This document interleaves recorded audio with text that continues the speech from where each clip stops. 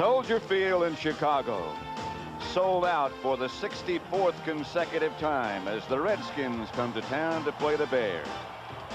This is one of the few places in the NFL where they cheer the weather, but they just did. It's cold and brisk, and it's perfect for football. The Washington Redskins, first place in the NFC East, and they're a team, John Madden, that's taken on new character this year. Well, you know, you think of a Joe Gibbs team and you think of the highest scoring team in the NFL, you expect them to pass a lot. You think of the posse, the three wide receivers, but they're back to really the Joe Gibbs type football, and that's running. And Ernest Biner is the guy that is really doing the job for him this year. The other thing, you think about offense, defense, but the Redskins are playing great special teams. And that, Joe Gibbs says, is the big difference. The Bears will kick off with Kevin Butler. And the Bears 4-1, tied with Detroit. Butler to kick it off. Brian Mitchell and Ricky Irvin back deep. Brian Mitchell about 3 yards deep in the end zone, and he is dangerous. Mark Rippon, the quarterback, a big one, 6'4", 234. Up front of him, an excellent offensive line. Lachey, McKenzie, Bostic, Mark Slurett, Jacoby now at right tackle, and Ron Middleton having a great year as a tight end. Running backs, Ernest Biner is the runner. Monk, Sanders, and Clark, the posse, the wide receivers, although that will change. Terry Orr out of the backfield. Biner on a reverse to Monk. Looked like it was there for a moment, but the Bears reacted in a hurry. Stopped by Marcus Paul. Tim Ryan starting in place of Armstrong at left defensive end. McMichael, Perry, and Dent. Roper, Singletary, and Morrissey instead of Rivera. And in the secondary, Wolford and Stinson, the cornerbacks, Carrier and Paul, the two safety men. 2nd and 5. The reverse to Monk, got 5. Clark and Monk split wide left. Monk was the motion man. Here is Rippon back to throw it to Monk in his hands and out. That's a sight you won't see much of. No, and the sight that you saw before that sight was something we're going to see a lot of, and that's the way the Redskins play offensive football. They break the huddle, and then they get in a formation, and then they shift from that formation to another one, and maybe even another shift. Then they put a guy in motion, then they finally snap the ball. Watch all the movement they give you before the ball snaps. 3rd and 5. Sanders and Clark wide left this time. Monk in motion. So the posse winds up to the left side. To Monk. 4-yard gain, hit by Stinson, not enough for a first down. That's the type of start the Bears want, because one thing they know about this stadium is they know the wind. So what they did is they kick off, they kick the Redskins into the wind. Now they're going to get the ball, get it with the wind. Kelly Goodburn back to punt for the Redskins. He's having a good year as well. Johnny Bailey will field it for the Bears. They tried to block it. Bailey cut down by Brad Edwards just as soon as he caught it. Jim Harbaugh, the quarterback. He has gained confidence every time we see him. Up front, Thomas, Bortz, Hilgenberg, Thayer, Van Horn, and the tight end is James Thornton. Neil Anderson and James Rouse, the two running backs. Davis and Waddle start as the wide receivers. 1st and 10 at their own 33. Thornton, the tight end, is to the right. Anderson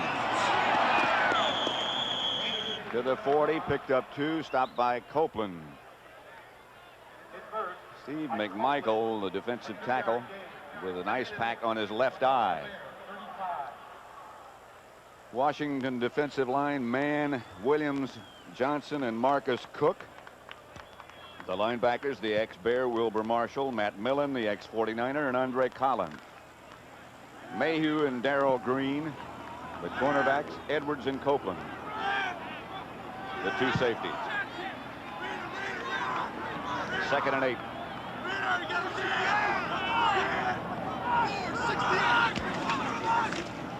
Anderson again. Hit in the backfield. Wilbur Marshall made the stop. He was hit first by Kurt Govea. That's the thing what Govea did. He was the kind of the second down middle linebacker for the Redskins. They start Matt Millen, then they bring Govea in on the second down. And what he did is he just penetrated. Boom, he got in that backfield. The offside went to pull. He knocked the offside pullers down, and there was no blockers for Anderson. 3rd and 8. And now we're blessed with bright sunshine. McMichael again being attended to over on the Bear bench. He got poked in the left eye, but he will be back. 3rd and 8. Oh, yeah, poke in the eye. That just kind of slows you down a while. That doesn't put you out anything. On a day like this, you wouldn't miss anything, would you? Anderson, the intended receiver, incomplete as Darrell Green up to make the stop. Well, I'll tell you, these offenses are kind of starting out a little slowly. It's kind of like everyone's trying to feel everyone out here and see what's going on, and you don't feel that electricity yet of boom, really anyone really getting after anyone here. Maury Buford back to punt for the Bears. Mitchell back deep for the Redskins. It kind of sounds like the crowd hasn't arrived yet today.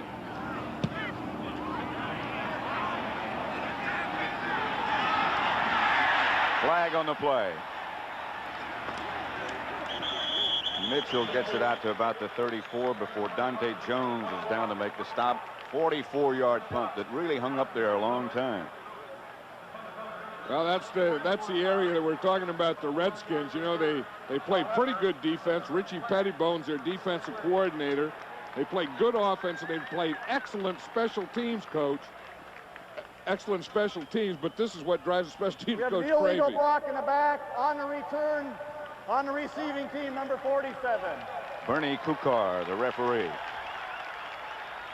Because you have a good return man. Everyone's trying to block for him. You get down there, and you can't afford those penalties. We have 11:39 left to play in the first quarter at Soldier Field. 0-0.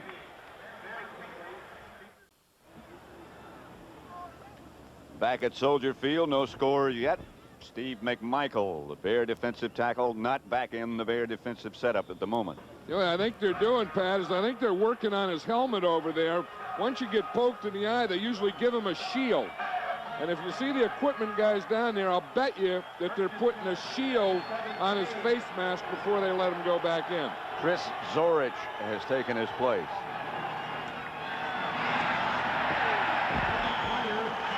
Nothing doing, and talking to Mike Ditka and with Joe Gibbs yesterday, they both say that we both do the same things. We play the same kind of defensive setup. We both think we have to run the ball. There's the helmet that they're getting ready for McMichael.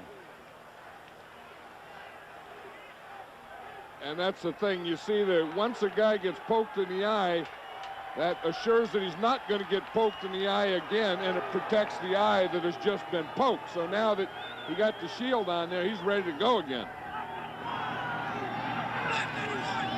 2nd down. Rippin to Monk.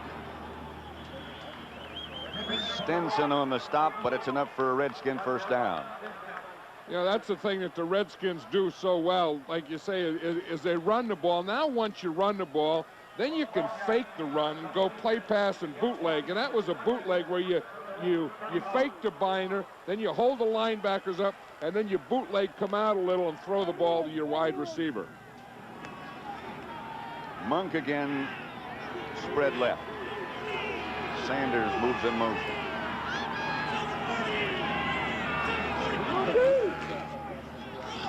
Draw play to Biner.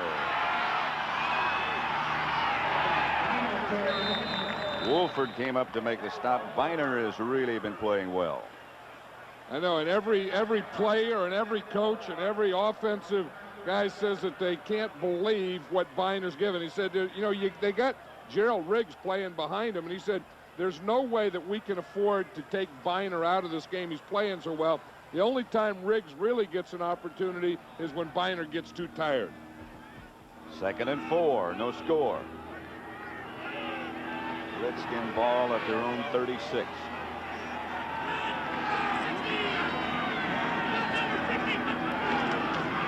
Viner again. Stopped by Tim Ryan, playing today in place of Trace Armstrong. 2 yards pickup, a little bit shy of a first down. Of course, Tim Ryan's going to have his work cut out there for him because he's playing against Big Joe Jacoby, who, if you remember last week, he had such a great game against Reggie White on Monday night, and having to line up against Jacoby most of the day isn't going to be a lot of fun for this guy. Now the crowd finally showed up, Pat. 3rd down. 3rd and 2. And now they get into it.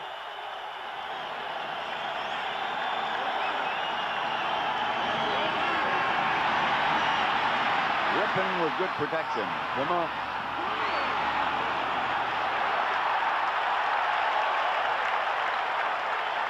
I think he was out of bounds. I think one of them called that he was inbounds, and the other official come up and says he's out of bounds. Watch it here. He has possession. Is he's not pushed out of bounds, or is he? Now, is that right foot in?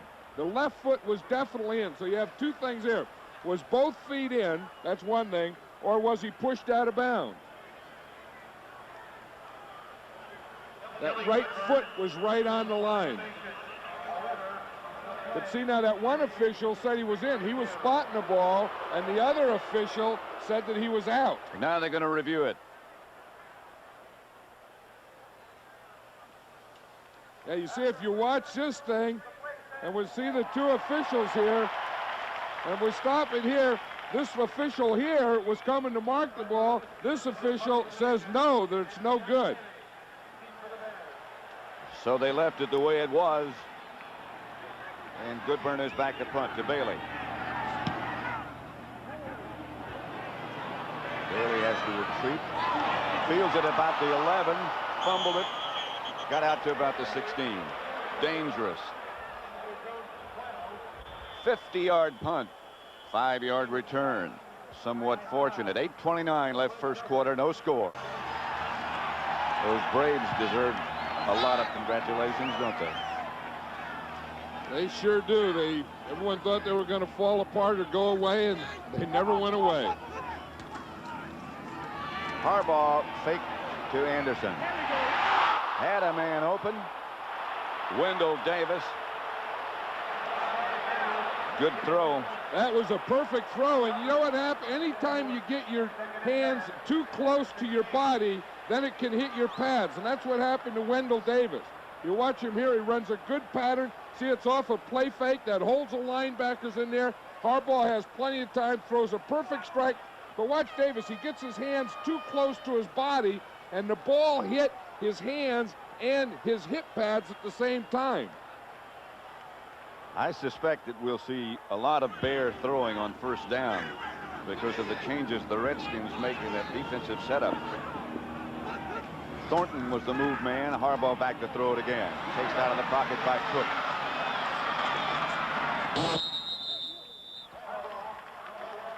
Eric Williams also in pursuit. Yeah, we were talking about Harbaugh and how much more confidence he has. You can see it when you talk to him in person, and then just the way he carries himself on the field. He's a totally different guy than he was a year ago. Really is. He just speaks with so much more confidence. Well, I think, you know, before when Mike Tomczak was here, it was always who should be the quarterback. Should it be Tomczak or Harbaugh and all that stuff? Mike Ditka said enough of that. They got rid of Tomczak, put him on plan B. He's in Green Bay. It's Harbaugh's job. Now that alone gives a quarterback a lot of confidence. 3rd down. Man. And Tim Johnson jumped. Not sure if they were pulled or not. See Tim Johnson, what's he figure? Well, heck, if I'm this far, I may as well go all the way.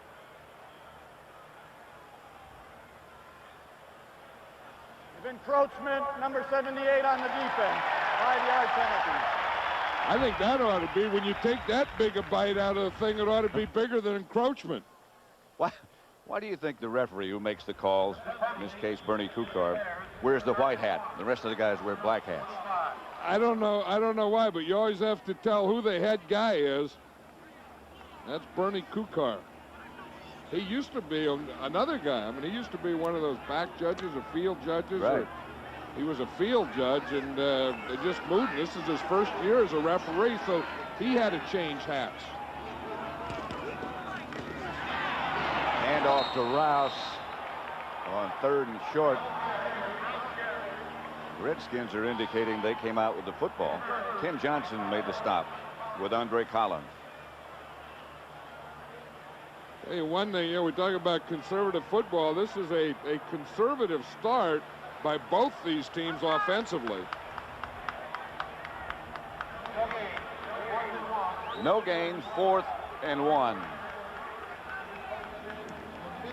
I think you go back to last year's game, the score was 10-9. Mark Rippon, last time they played the Bears last year, threw 5 interceptions against this Bear defense. So he may have more respect than the Bear defense this year deserved, because they're last in the NFC.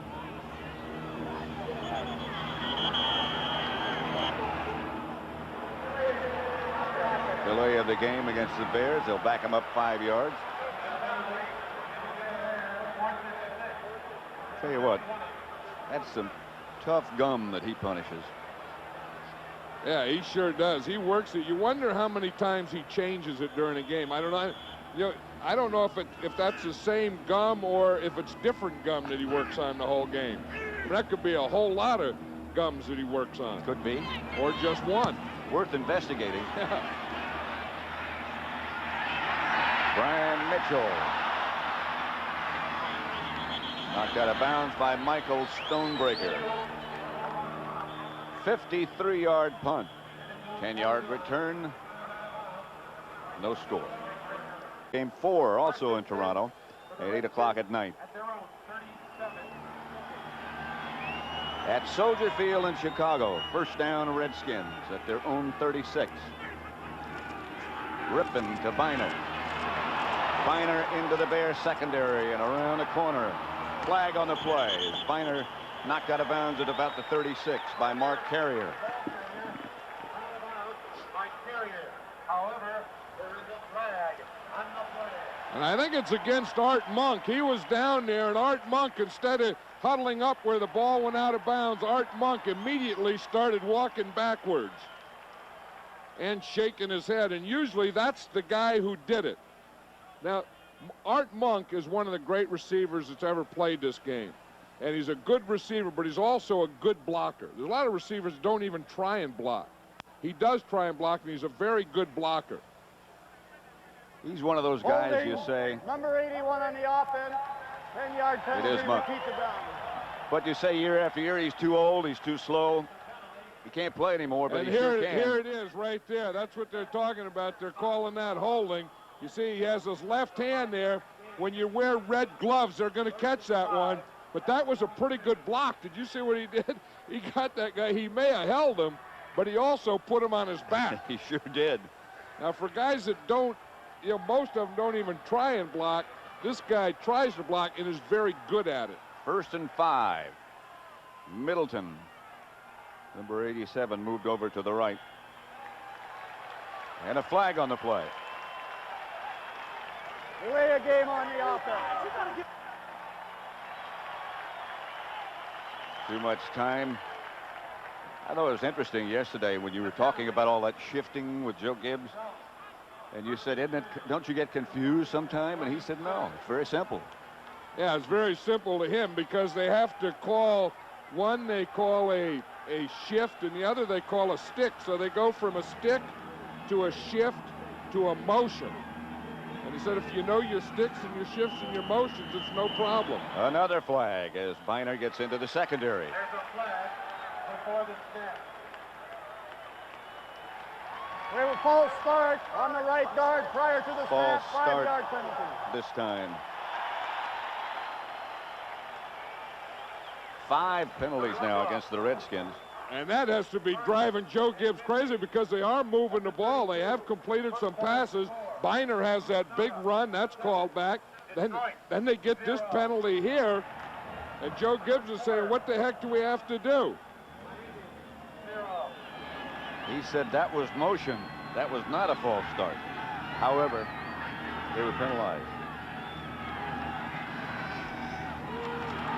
Biner again, and this time wrapped up by William Perry.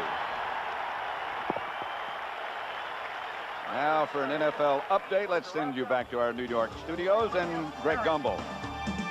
All right, Pat, at the Silverdome, from 11 yards out, Darren Nelson scores for the Vikings their first touchdown in 11 quarters, and they lead the Lions 7-0.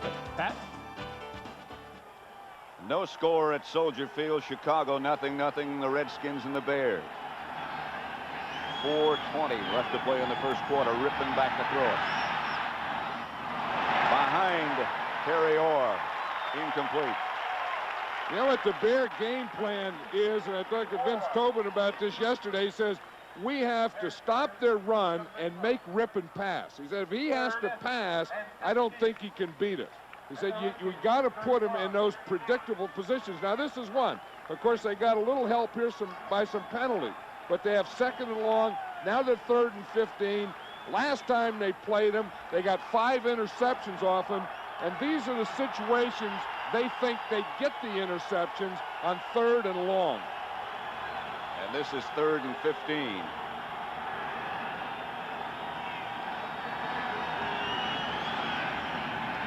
Rippon semi-rolls left.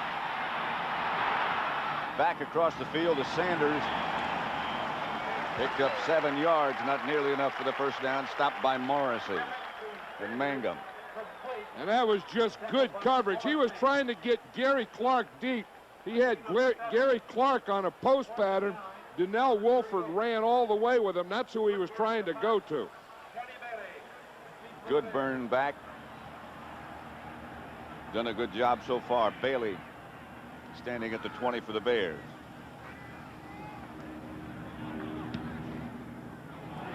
Another good kick. Bailey all the way back to the 5-yard line. And the ball goes out of bounds inside the 5 at about the 2. Nobody touched it, but I think he lost it in the sun. 61-yard punt. That had to turn out better than the Bears could have ever expected. You're watching CBS Sports coverage of the National Football League. Pat Summerall with John Madden back at Soldier Field in Chicago. 64 consecutive sellouts. This one has been so far sort of slow paced.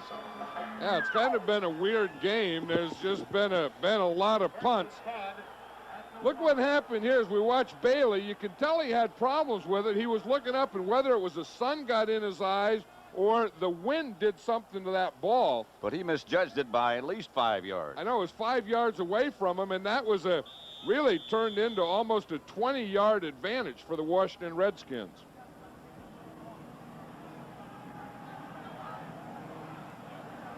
Chris Zorich. It looks like another Bear got poked in the eye. Harbaugh to Anderson.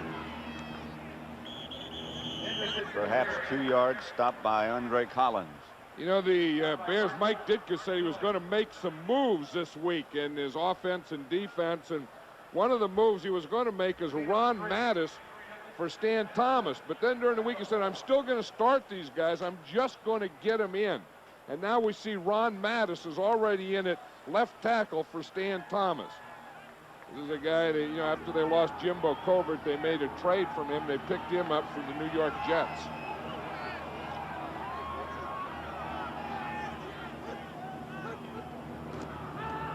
Harbaugh 5 yards deep in the end zone. Gets it out of there to James Rouse. Well, Rouse will have enough for a Bear first down. A pickup of 13, stopped by Wilbur Marshall. Yeah, Marcus Cook is down in the field. It looks like he was going for the sack, and he went down and hurt his knee. You can see right here, Harbaugh is looking for someone. He finds Rouse. He would like to have Brad Muster in there, but that's always been the outlet, the short guy that you go to, that you come back to, and the Bear passing game has been the fullback. That's the first down for the Bears. Marcus Cook is the injured Redskin. Marcus Cook was injured. He missed the last game. Fred Stokes started in his place. Let's see, here's 74 right there. He's going against Mattis, who we were talking about, and it looks like someone gets to the bottom of his knees. It wasn't Mattis, but there was someone underneath there that got that left knee as Mattis was blocking him up on top. You could just see, you know, that's the worst kind when you're engaged with one guy and you're playing off him, and then something comes from some other place. You know, John, this is always the way it seems to happen. Joe Gibbs said yesterday in our conversation that we're thin at defensive end. We're deep at tackle, but thin at end, and that's where you get the injuries. Yeah, I mean, it's something when it seems to hit one area, it just keeps going back to that area. Now that means that Fred Stokes, number 60, will have to come in and play there. He's a good pass rusher, and he's had injury problems himself. He has a lot of shoulder problems, and it seems like every time I've ever seen Stokes play, it seems like you know, a shoulder has gone out on him. But when he's healthy, he's a good player and a good pass rusher. They're bringing the card out for Marcus Cook.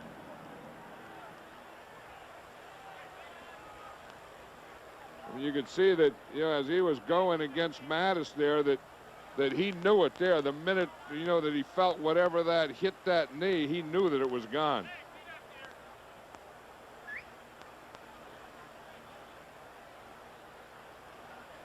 Somebody cut him down from behind. I couldn't see who it was.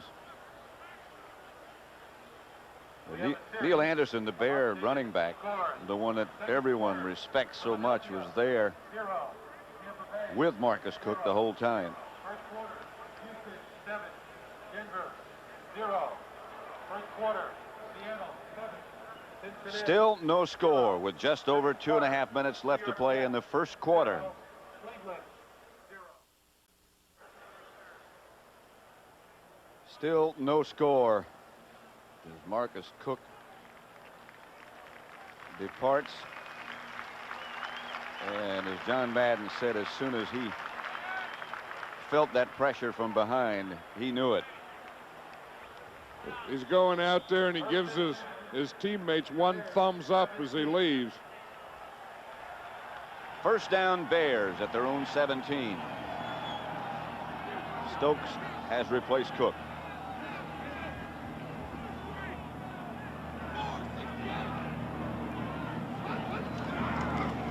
Harbaugh. Pass deflected, I believe, by Charles Mann. That's the thing, you know, that's a quarterback's responsibility. Charles Mann is rushing straight up the center. They move him around, and it wasn't him that got it. Williams. It was Eric Williams who got it, who was playing his position. Williams moved outside, a man moved inside, but it's a quarterback's responsibility to find those lanes. He has to find the throwing lanes between the rushing defensive linemen. There's Mann over the center again.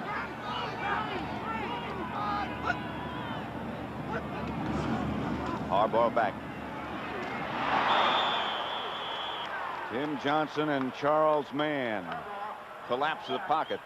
Well, he didn't have any chance on that. It was collapsed from the left and straight up the middle. Watch Mann there. He's going to go on Hilgenberg. He gives him a slap with the left hand, the right arm over, and he's right on the top of Hilgenberg. But he was the second or third guy in there. Eric Williams and Andre Collins both. Yeah, I think Andre Collins is the first guy there, and Mann comes over the top. Hey, on that kind of pass rush, it doesn't make any difference what kind of patterns you have or great plays or anything. It's all academic. 3rd and 17.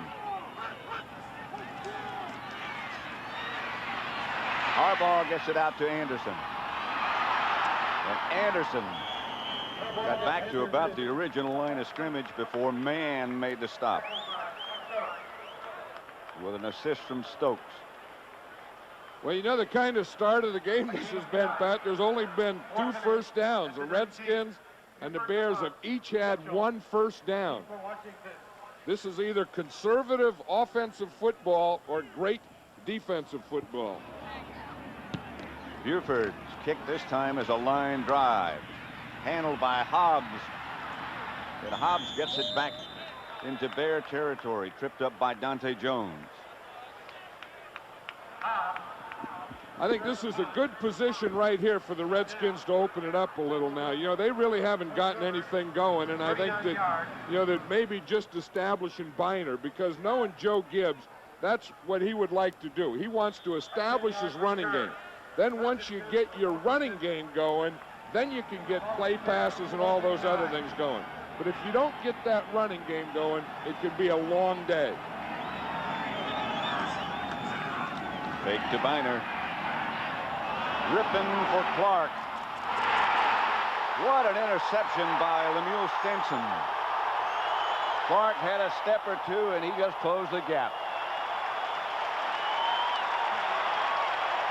The last time they played, Rippon had 5 interceptions.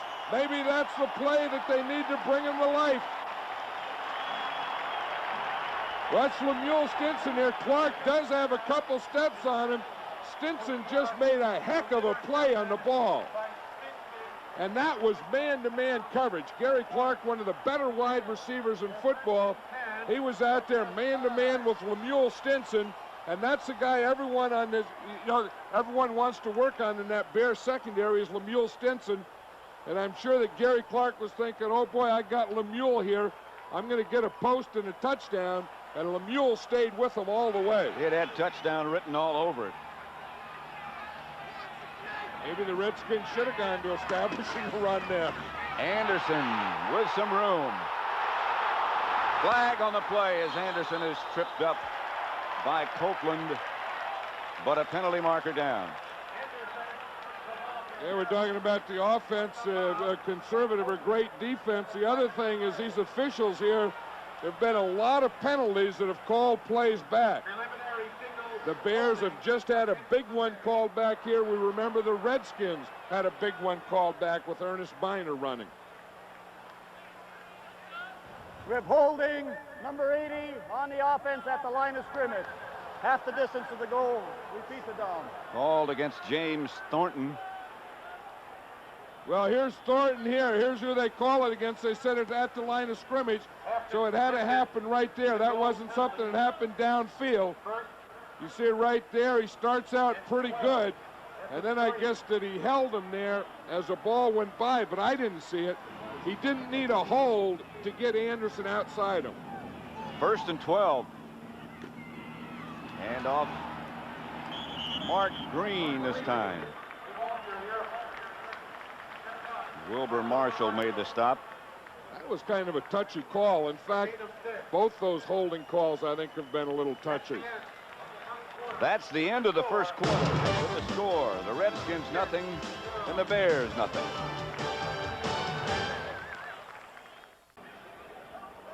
The Redskins have 1 first down as we get ready to start the second quarter. The Bears have 1 first down. Chicago has 15 yards rushing. Washington 29. That usually won't get it done. No, and again, you know, you have to remember that running that was called back. I think, you know, Biner had a run that we talked about, a big run that was called back. Neil Anderson just had one that was called back on a holding penalty. So they've done it a couple of times, and the things that got him were the penalties.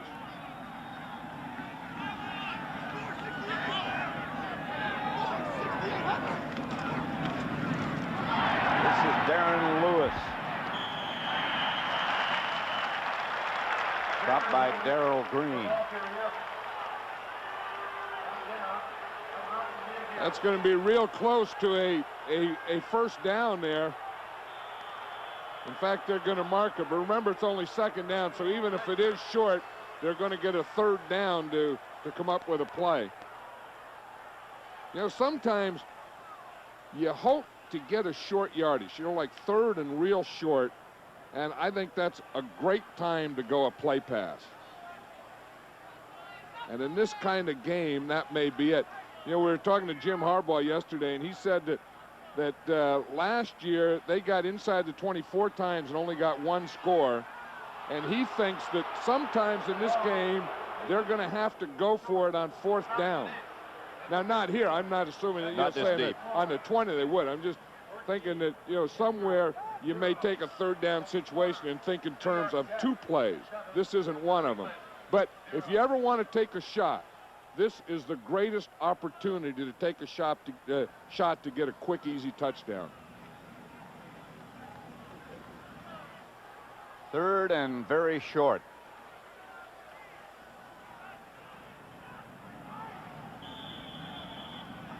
You know, sometimes the center can take the ball and just move it up right there. Just yes, move it forward enough. I think they got the first down right now. Hilgenberg got it. Harbaugh with the quarterback sneak. Fred Stokes will be on the bottom of the pile along with Raven Caldwell. But a first down Bears, their second of the day. Yeah, old Hilgenberg got that one. You know, centers, it's funny. They always do, the officials put such a big thing on marking a ball, and then the center comes up there, and especially, a veteran, experienced guy like Jay Hilgenberg, and he just takes the ball and he sets it out in front. Now, that does two things. One, it picks up a little short yardage for you, and two, it puts that defensive nose tackle or defensive tackle farther away from you. First and 10 Bears at their own 16. Harbaugh to throw it to James Rouse, who made the reception. Matt Millen made the stop after a gain of 3. Tackled by Matt Millen. I think Harbaugh's getting knocked around a little here, too. He's not getting the pass protection. Remember on that last series, man was in there. We saw the linebackers, Collins, were coming here. He just doesn't have any time here. He was really getting pushed by Eric Williams. Williams took Thayer, the guard, and just pushed him right back into Harbaugh.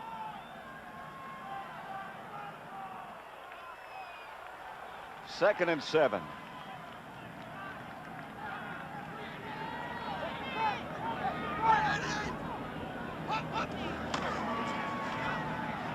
Harbaugh out of the pocket. Not enough for a first. We're about the 28. Monty Coleman made sure Jim Harbaugh stayed down. Well, see, the one thing that you can't do with Harbaugh is you can't give him the lane. See, if we can go here and just stop it right here, you can see that once you get your defenders here and here, and he can see that much room, he will always take it for the run. Now, sometimes he can come out here and still throw the ball.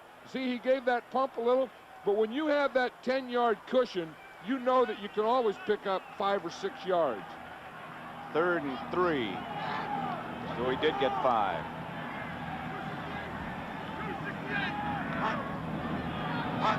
Redskins showing a blitz. Harbaugh incomplete. Intended for Wendell Davis. A.J. Johnson was the Redskin defender. Harbaugh to Davis, incomplete. And you can see again the rush is putting the pressure on Harbaugh, so he can't hold the ball very long. He has to step and he has to throw it to the short guy, and it seems like every time he throws the ball, he's getting knocked down or he's getting forced out of the pocket. So far, the Redskin defensive line is winning that battle. Brian Mitchell back deep for the Redskins. Buford. Again, a good punt by Maury Buford. But again, also a flag on the play. After the snap, 5-yard penalty. Maurice Douglas moved before the snap, and so they'll do it again. Yeah, Douglas was the wide guy outside. He's the far right end out there, and he started to go downfield before the ball was snapped. He's lined out way out there on the right. And of course, the 2 wide guys are the only guys that can go when the ball is snapped. Maury Buford's done an outstanding job punting. This one is not so good. Mitchell from behind, but after he was tackled by Morrissey, he got it all the way to the 35-yard line.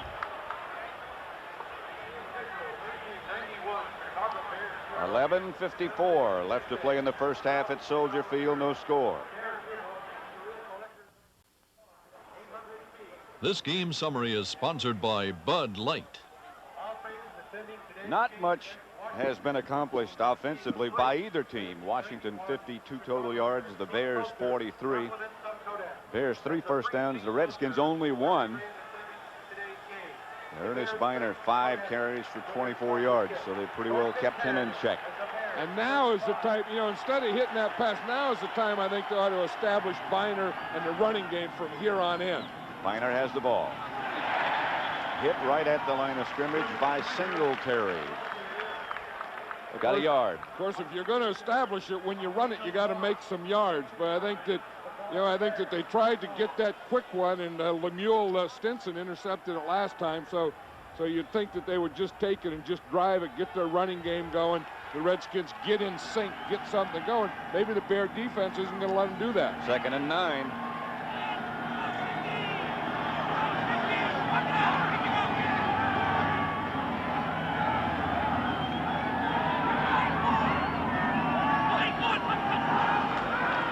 Rippon back to throw it under pressure. Got it to Biner. William Perry in Rippon's face. Watch 72 there. Now, you know, you always talk about a quarterback feeling a guy coming. I will guarantee you that Rippon felt the fridge coming at him and also heard him, because I could feel him coming at him all the way up here. It's a big mistake if he didn't feel him. Yeah, and all the fans could see it, because that was open field. That was man on man in the open field. Rippon back to throw. Batted away by Carrier. Intended for Monk. Now, Chip Lowmiller, who's the Redskin place kicker, of course, has got a great leg and is having a superb year. And there he is. Yeah, you just saw Mark Carrier knock that ball down. I'll guarantee you he feels confidence against Mark Rippon. Last time they played, Carrier had 3 interceptions. Be a 47-yard attempt by Chip Lowmiller.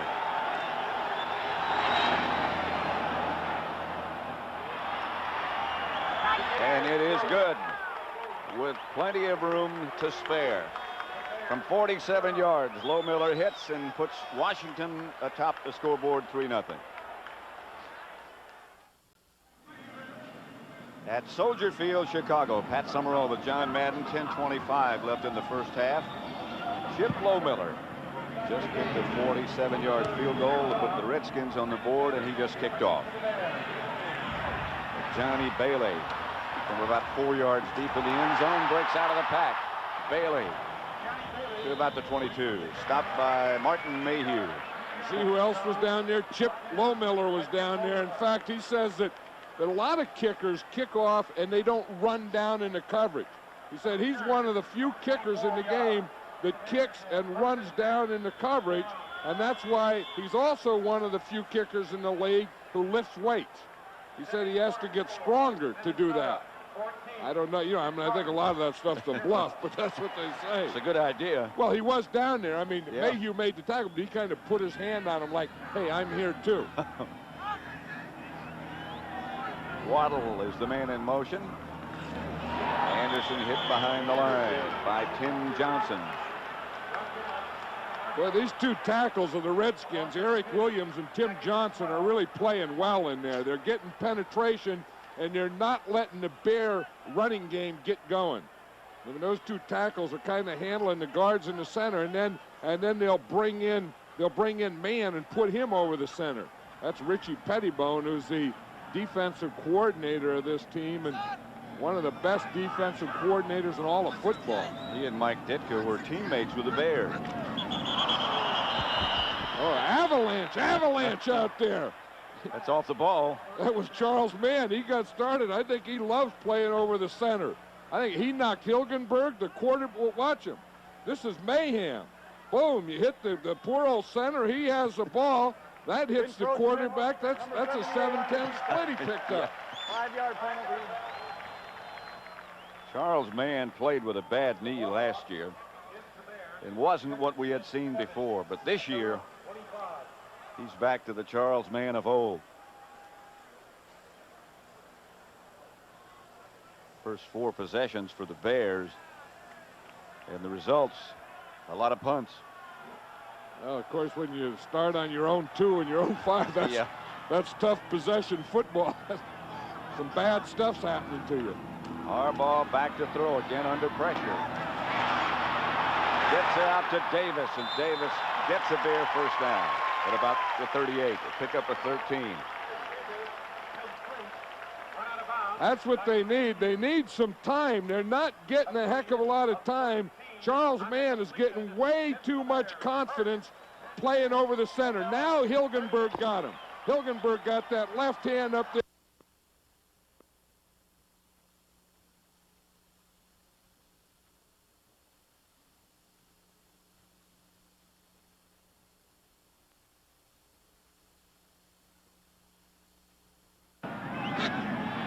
Back in the middle again. Harbaugh's back to throw it again. Out to Anderson. Again, Harbaugh is hit by Mann. And Mann really does go through there. He won that battle. Watch Mann, he's 71.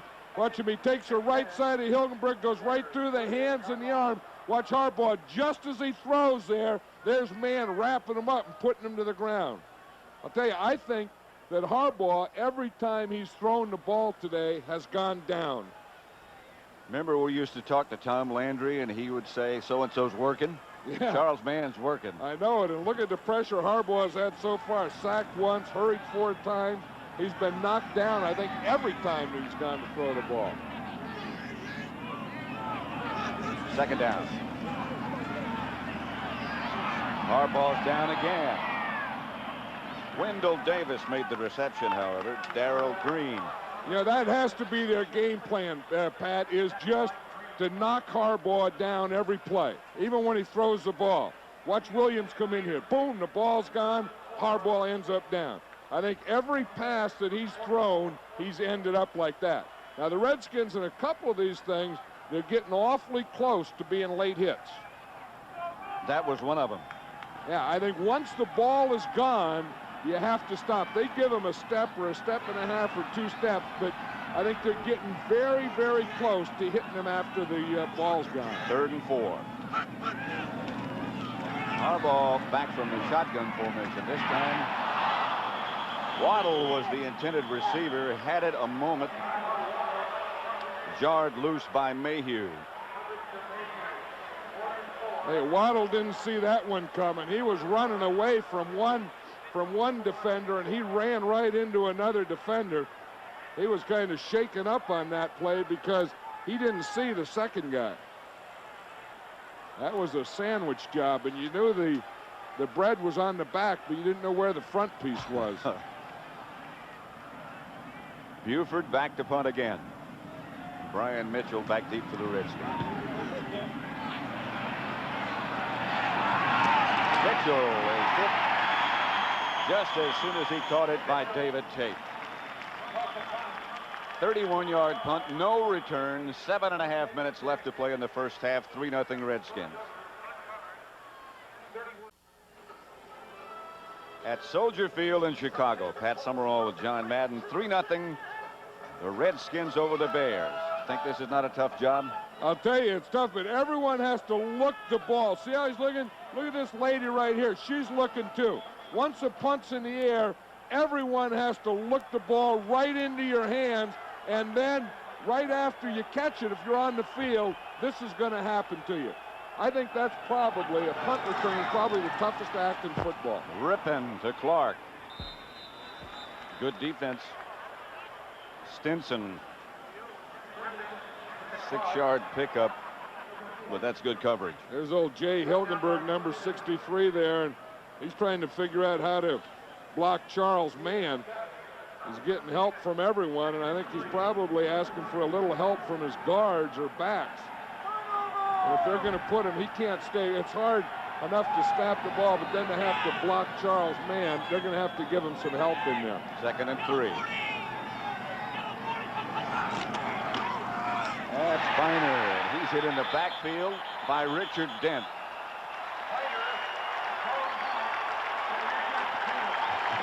Richard Dent will wake up a crowd. I'll tell you, he plays at about 6 or 7 different levels, and here everything's been kind of quiet. Here's old Richard Dent here, and when he wants to make a play, you can't block that guy. I don't care if it's a run or a pass. That time Big Lachey comes out, Dent just throws him off, picks up Biner, throws him down. He's capable of playing like that. He's capable of being unblockable. He's one of those guys you don't want to get excited. No. If he's ever just playing a nice, slow game, you let him play a nice, slow game. Rippin. Clark. Redskin first down. I tell you, I think they're knocking Rippin down, too. It's not Dent on that play. Lachey wins this battle. You see Lachey? He's grabbing him. He gets a hold of that left shoulder, and he just holds on. But Dent did get the push on Rippin. You talk about Gary Clark being a tough guy. You know, he knows that it's tough going in there in the middle, but he's the guy that always does it for the Redskins. That's only their 2nd first down. Gerald Riggs in place of Biner. Stopped by McMichael. You know, one thing, the Bears just aren't giving them any of that running game. I think the tackles for the Bears are playing well, too. You know, Biner's been trying to get something in there. He had that one called back by a penalty. He looks like he's hurting there now. But they just haven't been able to get any blocking in there to get any running going. 2nd and 6, and Rippin back to throw. Deep for Sanders, and overthrown. Sean Gale and Mark Carrier back with him. There's Biner. Like right calf or something like that. Yeah, it's the right lower part of the leg. That could be calf, Achilles, ankle, whatever. But it's always a good sign when the guy stands up and starts walking on it. That's a good sign. The bad sign is he doesn't have a shoe on. But Houston 28-0 over Denver. 3rd and 6.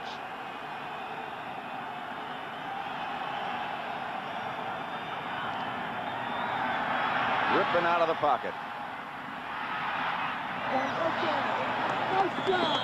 Ricky Sanders will have an 11-yard gain and another first down for Washington. Now that is a lot of time there because Rippin was trying to go. Watch him. He's going to come here and he's going to roll out here. Now when you do that, you try and throw to this side. He gets out here and he has so much time, he's able to throw all the way back to the backside. But watch, they've been having trouble with pass protection in the rush. Now watch, by rolling out here, see, he takes this deep roll. He gets out here. See the time that buys him? Now he can throw it all the way back across the field. That was Riggs for no gain. No place to go. Gale again. There's Trace Armstrong. He's normally the starting defensive left end for the Bears. He's on injured reserve. He had a knee injury. And, of course, Tim Ryan, number 96, is playing in his place. And Ryan plays on that other side. They're going to play what they call the Bear defense, or the old 46, and they're in that now. And Rippin.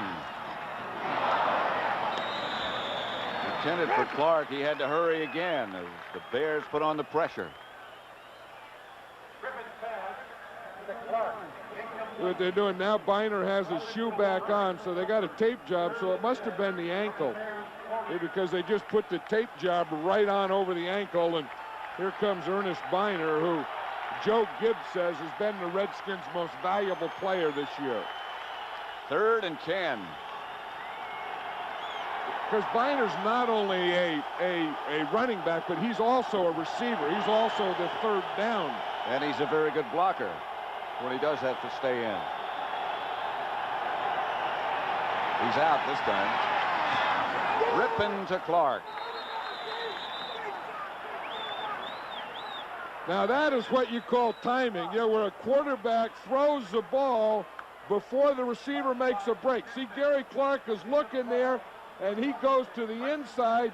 Then he just pivots and hooks to the outside. Rippon threw that ball before Clark ever turned. I don't even know what you would call that pattern. It was kind of a hook and that turned into an out. But he has so much cushion over on that side, he could do whatever he wanted to on that play, Gary Clark could. Rippon 8 out of 15.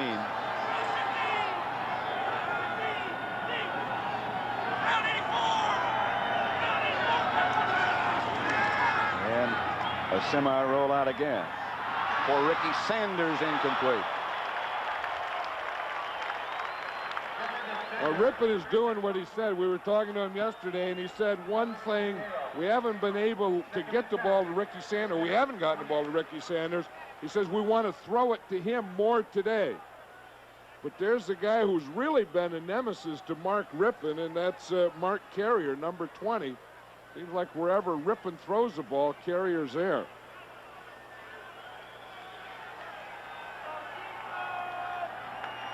As you pointed out in the meeting last year, Carrier had 3 interceptions, 3 out of the 5 against Rippon.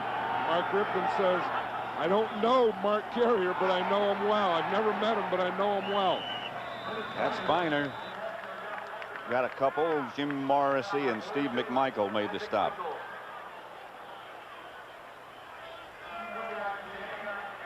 Well, the Redskins finally on this drive, they've been 3 for 3 on third down. That's where they've been having trouble before. And they're getting into this area now that we talked about in the pregame show, the red area, where the closer you get to the goal line, the tougher it is to get the ball in the end zone. 2 minutes left to play in the first half. The Redskins lead 3-0. And they're on the move. 3rd and 8 at Soldier Field, 3-0. The Redskins over the Bears. They're at the Bear 26.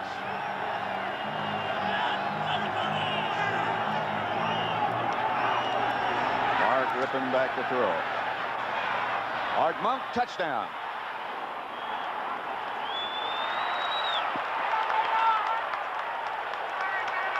Well, and they did it on the Bears' top defender, Donnell Wolford.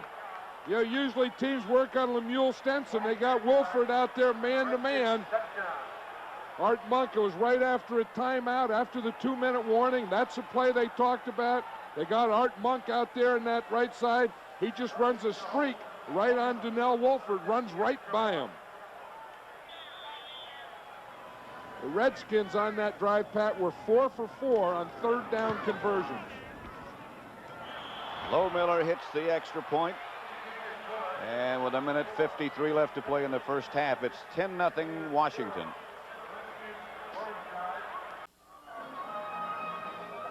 Okay, here's Art Monk right here. Here's Donnell Wolford. He's locked into man-to-man. No help from the safety here. And you see what happens. See, the safeties don't get out there to help. So out there in the left of the screen is man-to-man. And you see Art Monk right there. He has 2 steps on Wolford and a perfect pass by Mark Rippon. Johnny Bailey to return the kickoff and gets out to about the 30. 29-yard return by Bailey. There's a guy, Ricky Sanders, who is the fastest of the receivers. They tried to get a couple to him. They haven't been able to. Then they go back to the guy on his left, old reliable Art Monk. You know, it seems like Art Monk has been playing so long, 12 years in this league, one of the all-time receivers, and he never looks any different. Nope. You always expect, well, he's going to slow down this year. He's not going to block. He's not going to be able to get deep, but he still does all those things. Harbaugh out of the spread this time. And has some time. Caught by Ron Morris. Across the 50. 23-yard pickup. Bears no huddle.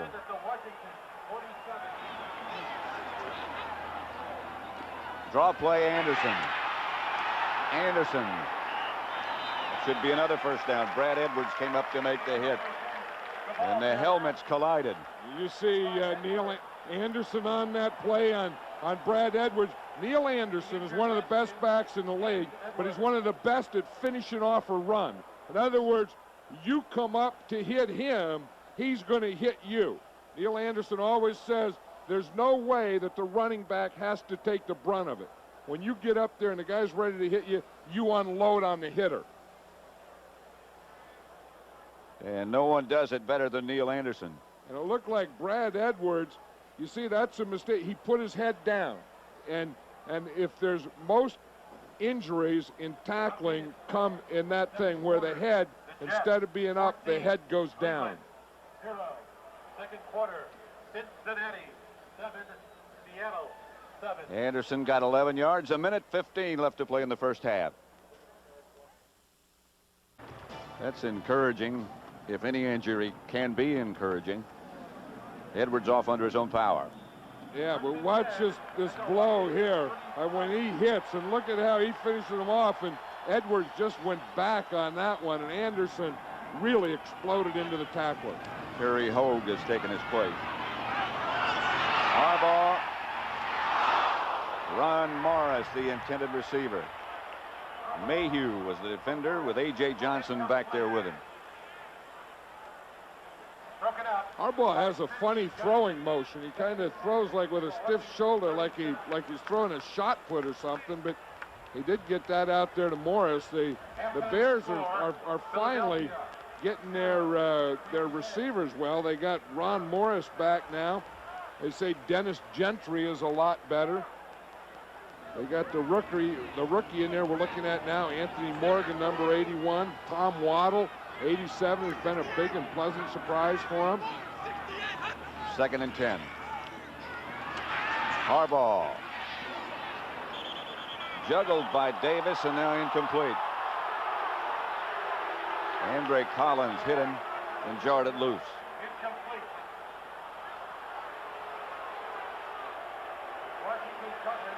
But since you see that he has the ball and the ball gets knocked out before he comes down, you see he never really had control of it. He was trying to get control and the ball hit the ground.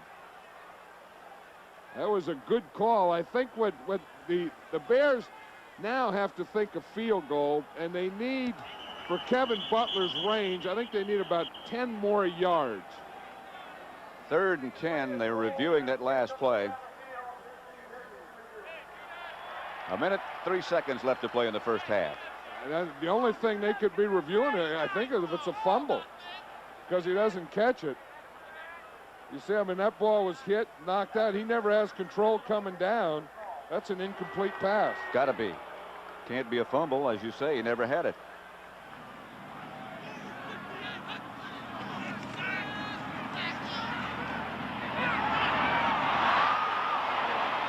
Incomplete. Terry Hogue almost had the interception intended for Gentry. That is what you call throwing into a crowd. There were 4 Washington Redskin defenders there, and he tried to force it into Gentry. That ball should have been intercepted. Watch this. There's 1, 2, see 3, 4 white jerseys. If we just stop it there, it's amazing. You look at the 4 guys surrounding the 1 Chicago Bear. It's amazing that that wasn't an interception. That was a poor decision. 4th and 10, and they'll go for it. Harbaugh over the head of Waddle and well over his head. Man put the pressure on Harbaugh again. Yeah, you think that they probably should, if they were going to go on 2 down, should have tried to get the first down and get in position for a field goal. Both times they went for a deep one. You see Jumpy Geathers also. Jumpy Geathers, he grabbed him and could have thrown Harbaugh down, but he figured 4th down, he threw a incomplete pass, the heck with it. The Redskins, with 53 seconds left to play, have 2 timeouts remaining.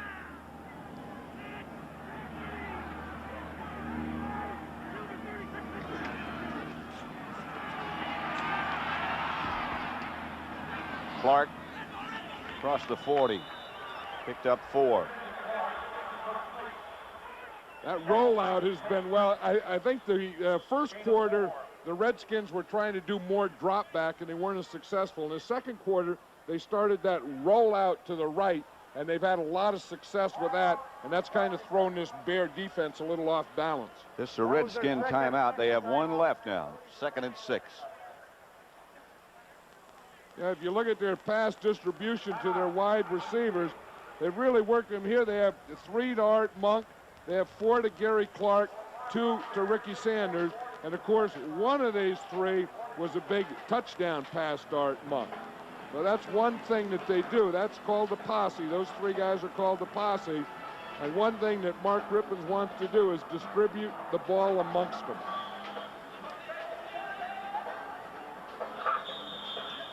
.42 seconds left to play in the first half at Soldier Field. 10-0 Redskins.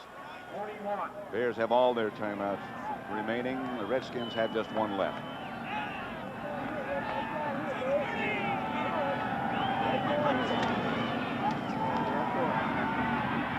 Ricky Sanders on a reverse and nothing doing. Picked up 2 perhaps. Morrissey made the stop. Clock running with 30 seconds left. Don't forget again a reminder, the NFL Today's halftime report. Scores and highlights. 3rd and 4. Rippon has Biner. And that should be enough for first down. They'll probably use that last timeout now.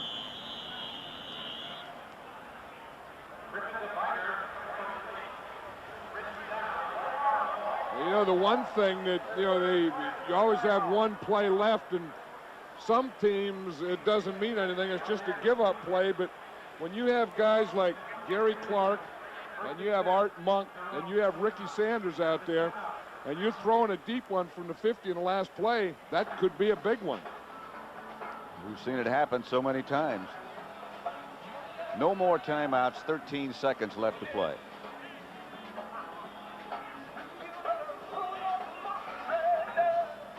A little on the fridge there. The Bear defense has really done a pretty good job, because the thing, their #1 goal coming into this game was to stop the run. And they've done a pretty good job of that. In fact, if they didn't let Art Monk get away with that 3rd down pass, it'd still be 3-0. Right. 1st and 10 here.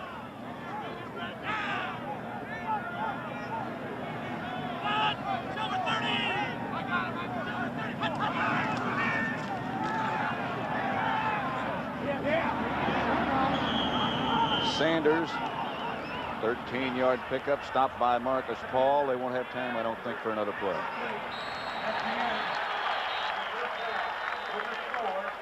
That's the end of the first half at Soldier Field. With the score, the Redskins 10, the Bears nothing.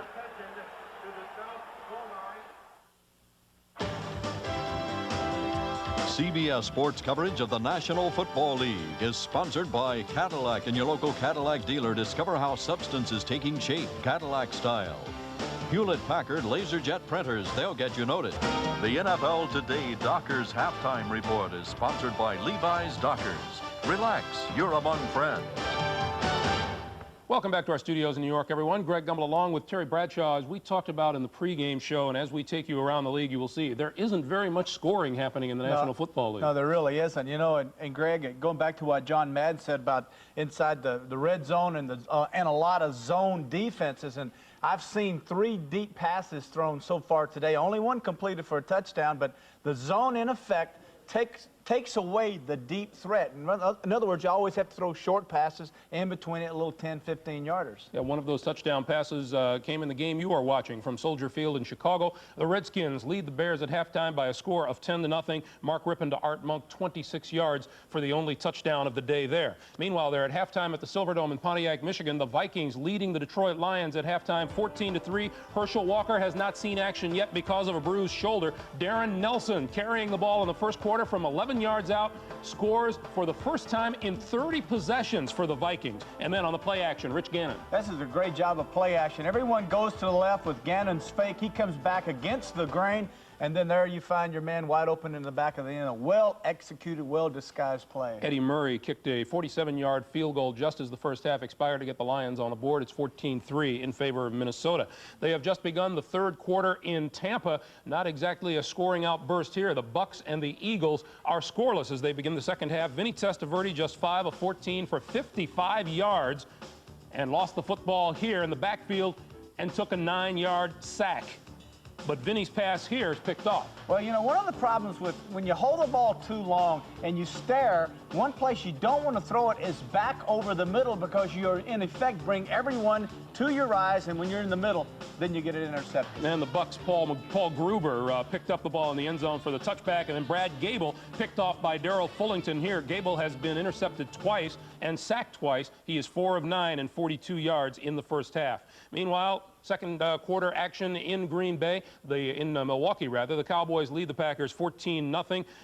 Troy Aikman has thrown 13 yards to Jay Novacek for one of those touchdowns. The Houston Oilers, after a week off, are just killing the Denver Broncos. 28 points on turnovers, 35 in all. 35-0 is the score. New England trails Miami 10-7 in the second quarter. Dan Marino has thrown 25 yards to Mark Clayton. John Stevens, a 1-yard TD run for the Patriots. In the third quarter, the Cleveland Browns have just gotten on the board. The New York Jets lead it by a score of 14-7. And halftime in Cincinnati, it's the Bengals 7 and the Seahawks 7. John L. Williams, a 35-yard TD run for the Seahawks, and Eric Ball, a 1-yard touchdown. And the NFL Today continues on CBS after this word from your local station.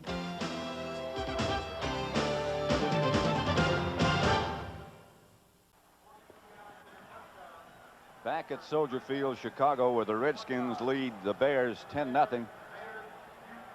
And John, it just sort of makes a better example, I guess, of the fact that the Redskins can do so many things so well. The Bears wanted to stop their run. They've done that, but they've still been able to throw it. Yeah, that's the thing about the Redskins. They have so many weapons. You know that if you stop Biner, then they always have Riggs. If you stop the running game, they always have the posse. You think the guy they want to get the ball to is Ricky Sanders. They want to get the ball to him deep or to Gary Clark, and then boom, they hit you with Art Monk deep. So what do you think is going to happen here in the second half? What kind of adjustment do the Bears have to make? Well, I think the Bears have to either get Neil Anderson into the game and break him on a big one, and they have to have better pass protection for Harbaugh, because every time in the first half, I think every time Harbaugh went back to pass, boom, he was knocked down, and you can't pass on your back. It seemed like, well, we did have 8 punts in the first half. It seemed like every time somebody got the ball, they had to punt. And the other thing that seemed is this crowd here. Usually you come to Soldier Field, and the crowd is in the game, and the crowd is the 12th man for the Bears. But I have the feeling today that this crowd, they just came, and they're just waiting to see what's going to happen, or maybe they expect that the Bears are going to lose to the Redskins, and they just can't get excited today. There's Walter Payton strolling around on the Bears sideline. Maybe they like to bring him back. Maybe they'd like to bring him down there to get some life going in this thing. Well, you know, everywhere you went this morning and last night and yesterday, because it got very cold overnight, everybody said it's Bear weather. Maybe it's not. This is Bailey. Out to about the 10 where he's cut down by A.J. Johnson. 10-0. Well, you know, the other thing is the Bears had terrible field position. They're starting again in terrible field position. They're starting on the 10-yard line. They started once on the 5 and once on the 2 and now on the 10. So they don't have any points so far, but they really haven't had any good field position yet. 1st and 10 on the 10. Washington defense has been very effective. They've already had 3 shutouts. They're working on another one. Harbaugh to Anderson. Gain of 3, stopped by Wilbur Marshall. Yeah, that's the thing that Richie Pettibone, we were talking about the Redskins defensive coordinator, Richie Pettibone, and the thing that he does so well is take things away. That's the old George Allen theory. You know, George Allen would always say, okay, what do they do the best? And then he'll take that away. Who do they want to throw to on this situation? And you take that away. And Richie Pettibone is a master at taking away what you do best. Well, I think a lot of people, John, you and I included, weren't sure about the Redskin defense, but they sure have been effective. Harbaugh back to throw it. to Waddle. Stopped again by Wilbur Marshall, but a first down Bears. This guy has been an amazing success story with the Chicago Bears. They waived him, and then he comes back, and he's a starter. Remember that Monday night? He has a great Monday night game, and you look at him, and he's not very big. He's not very strong. He's not very fast, but he's one of those guys that just catch anything that is thrown at him, and he gets open. First and 10 Bears at their own 23.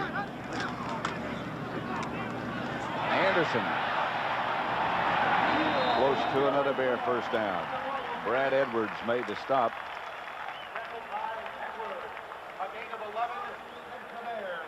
I think that's the thing that they have to do. I mean, you know, the two things we just saw, they hit a ball to Waddle, and they had good pass protection. Then they ran to Neil Anderson, and they gave him some running room. So, you know, what do the Bears offensively have to do in the second half? I think we just saw an example of it the last two plays. First and 10 Bears.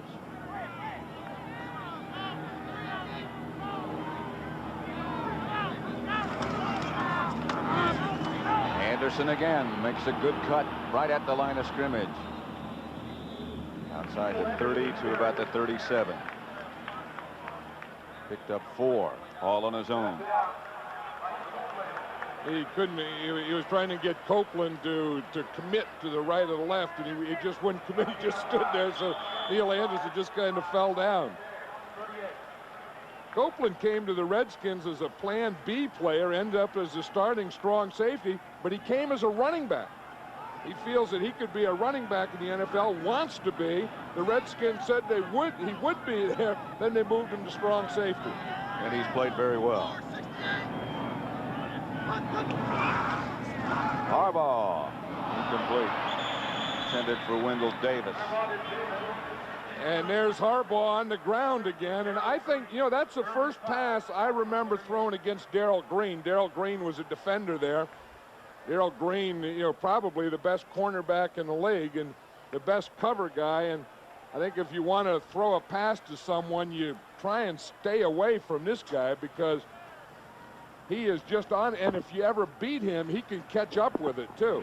And I think that could be the first pass that the Bears have tried on Darrell Green. That's sort of the way it goes in this league. You get a reputation like Darrell Green, and they don't throw it at you. Waddle's the man in motion. And Harbaugh out of the pocket. Incomplete. Flag on the play. Sidney Johnson was the defender. Waddle, the intended receiver. Holding, number 45 on the defense. Waddle's not sure what it is with that arm, but it looked like as he came down right on that elbow. You see, there's pass interference called on this play. 87 is Waddle. He's the outside guy. See him come in here, and then he works back to the outside. You see, as he dives for the ball, he just comes down on his right elbow. Like the first thing that hit the ground was the elbow. First down. Bears have moved it up to their own 42 now. And again lines up over the center. Harbaugh goes back to throw. Gets it out to Rouse. Rouse at midfield. Copeland made the stop.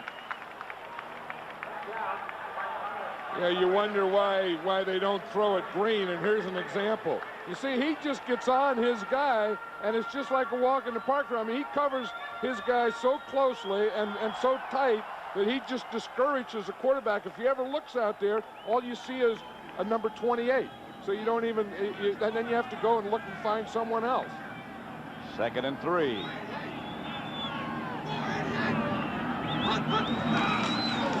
Anderson. Cut down in the backfield by Raven Caldwell. A loss of 4. I'll tell you, this defense of the Redskins is just handling the offensive line of the Bears, and that's where the game is being won. I mean, here on the run, Caldwell's getting penetration. Every time Harbaugh goes back to pass, he's getting knocked down. You can see whatever that signal was, number 2, that was the wrong one. I think what they do sometimes is they just remind the guy behind them what the snap count is.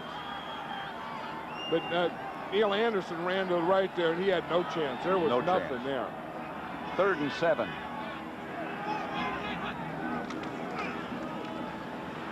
Harbaugh again chased out of the pocket. This time he's got some room, and he'll get a first down.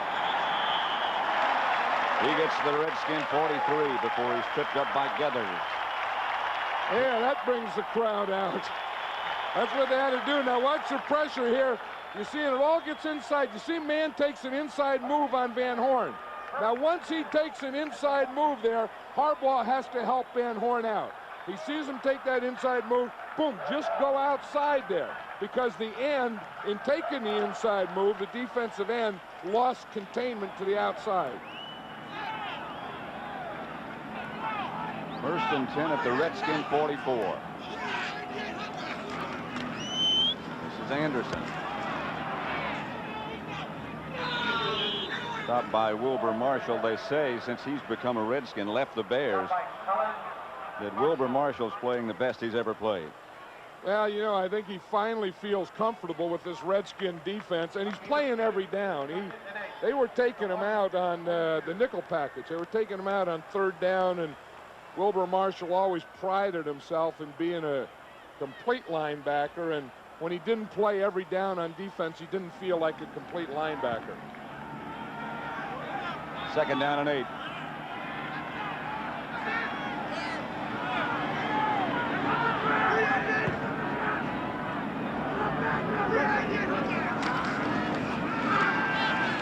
Harbaugh again chased out of the pocket. Gets it out to Rouse, short of a first down, but a gain of about 6. Matt Millen made the stop. You know, I think the Redskins were so successful in the first half at getting to Harbaugh that they're starting to go after him too much now, and they're taking lanes that are giving him the outside. Man took an inside move, boom, Harbaugh went outside to the right. That time they rushed to the inside and the left, boom, Harbaugh came outside to the left. 3rd down and 3. The Bears at the Redskin 37. Washington leading 10-0.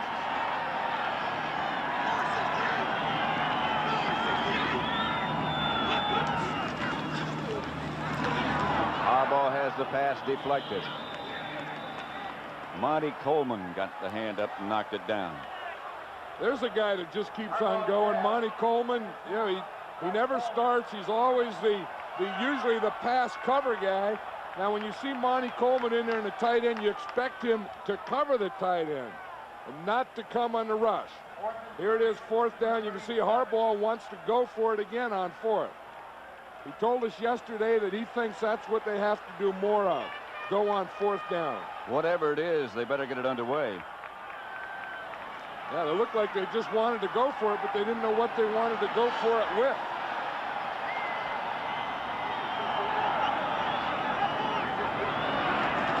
Harbaugh back to throw. Here comes the blitz. He had nowhere to go, and Harbaugh is down again. Gobea put the heat on Harbaugh. Now, I don't know about wanting to go for it there. I would think maybe punting and changing the field goal position. But watch 54. Here comes Gavea. He comes on a stunt. He comes straight up the middle. No one blocks him. Harbaugh didn't have a chance on that one. When it's 4th down, the last thing you want to do is have to throw the ball away here. But if he doesn't, he takes a sack. The Redskins will take over.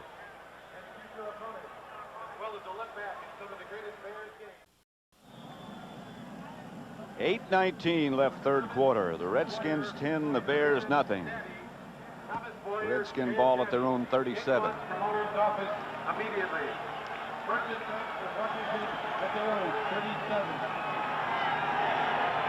Biner is the lone setback.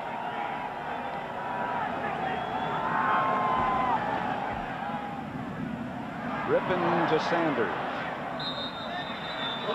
Now that was an interesting thing, Pat. The Redskins had their tight ends in the huddle. And just before the ball was snapped, they ran out 2 tight ends, ran in 2 wide receivers, and they played that first down play with 4 wide receivers. Redskins have a 4 wide receiver package, a 3 wide receiver package, a 2 tight end package, and a 3 tight end package. 2nd and 3.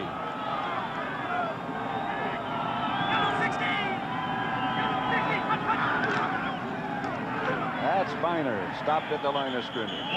Maybe he got a yard. William Perry caved in that whole side. Yeah, that's one thing that you're not going to do. You're not going to run the ball right at number 72. Watch your refrigerator here. He is going to handle this area here, and you are not going to get into it. Now, you can trick him some, but if you're just going to try and block him and double team him like that, I mean, that's like a kid trying to block him. 3rd and 2. Rippon gets it out to Monk. And Monk gets the first down. 10-yard gain. Rippon got it out to Monk while he was backing up. And here you see Monk, he's just coming across on motion. He just goes out to the flat. It's really a poor pass. He has to get turned around, but he does it for the first down. You know, since the start is towards the end of the 2nd quarter there, the Redskins started converting 3rd downs. And I think on that drive that they got a touchdown, they converted every 3rd down, and I think they have so far. Biner. Over the left.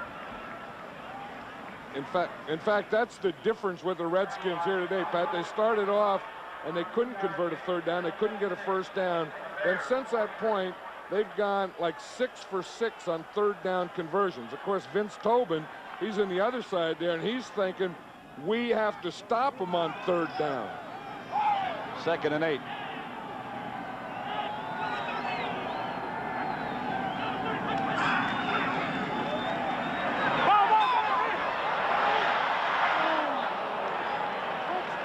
Gary Clark, the intended receiver, he had a step again.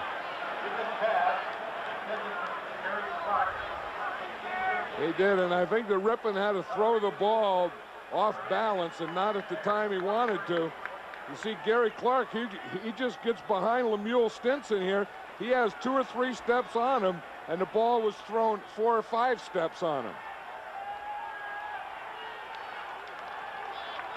You know, he really did. He pumped and he had time, and he just didn't step up. He took his left foot and stepped it sideways when there was no reason to. He felt pressure that wasn't there. 3rd and 8.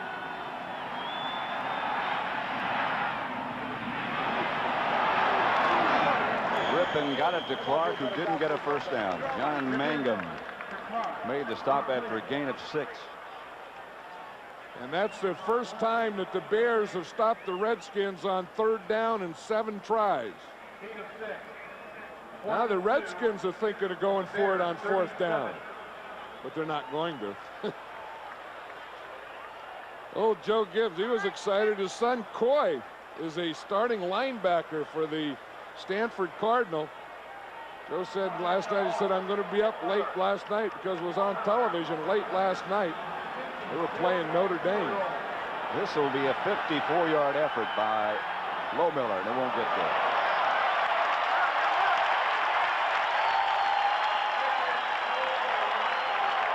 So they'll bring it back to that original line of scrimmage. The Redskins still lead at 10-0.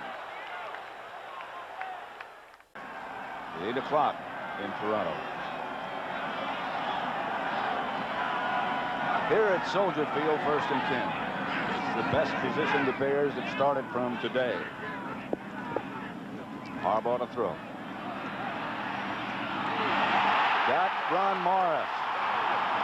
Morris inside the Redskin 30, and a face mask penalty is going to be called. And that time Harbaugh had protection. He had clean feet. There was no one close to him. I think that's the secret. I think they have to give him time. Watch the protection here. Play pass. They keep Neil Anderson in. He helps. Harbaugh has a chance to find his guy, step up, and throw it to Morris.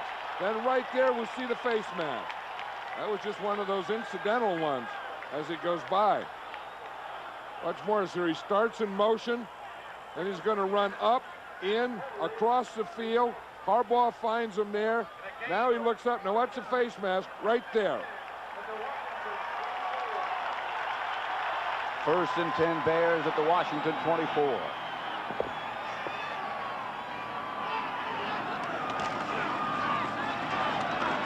Anderson to about the 21.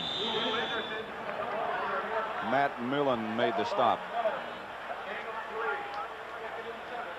At Summerall with John Madden, Soldier Field, Chicago. Downtown Chicago in the background, just not too far away. 10-0 Redskins over the Bears. 3rd quarter. 4 minutes left. 4 minutes left.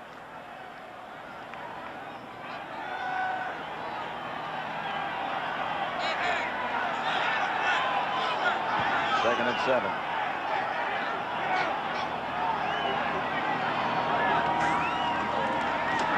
Harbaugh to Thornton. To about the 7, knocked out of bounds by Coleman from Copeland. I think that's the first time he's thrown a ball to his tight end all day, and maybe that's why he was so wide open.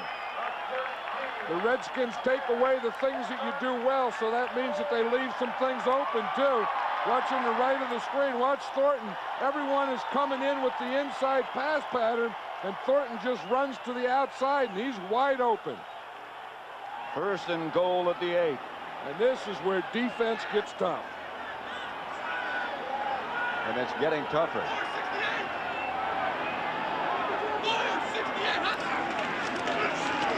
Harbaugh to Anderson at about the 2. Edwards made the stop. You know, the big thing with this drive is pass protection. Early you see a little play pass. Again, Harbaugh has had time. Harbaugh has had time. This is a little pass out in the flat, but he also had time to hit Ron Morris earlier. The offensive line is starting to take control, the Bear offensive line.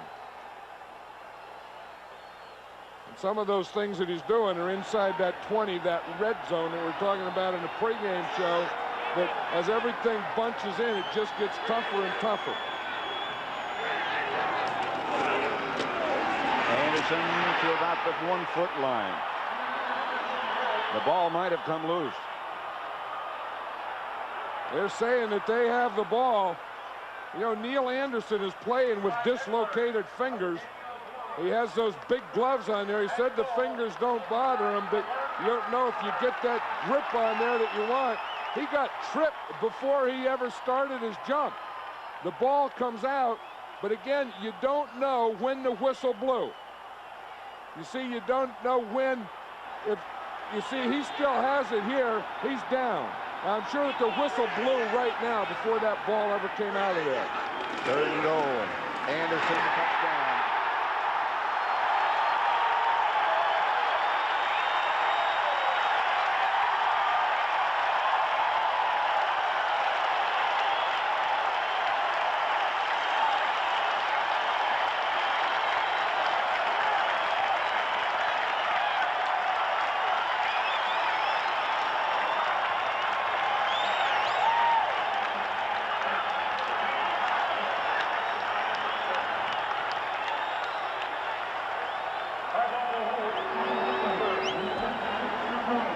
Butler to try the extra point. With 1:42 left in the 3rd quarter. The Redskins 10. The Bears 7.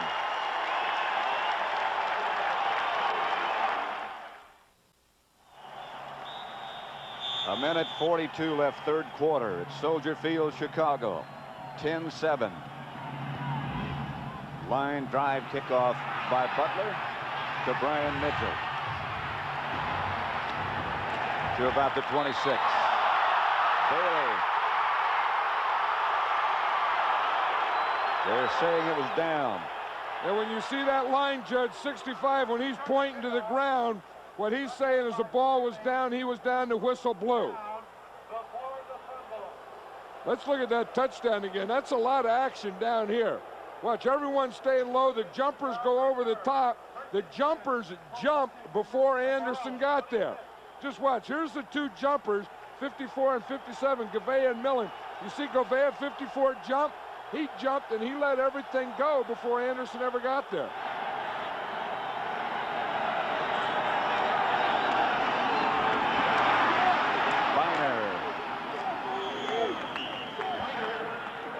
Stopped by Carrier, perhaps a gain of 10. You know, when you see Neil Anderson play, you know that he hasn't really broken loose much, but it's just a matter of time until he does. You know that he's going to give you everything. He's going to catch it, he's going to block, he's going to run, short yardage, goal line, dive it, do it all. And even though he hasn't really gotten started that way this year, you know it's going to be.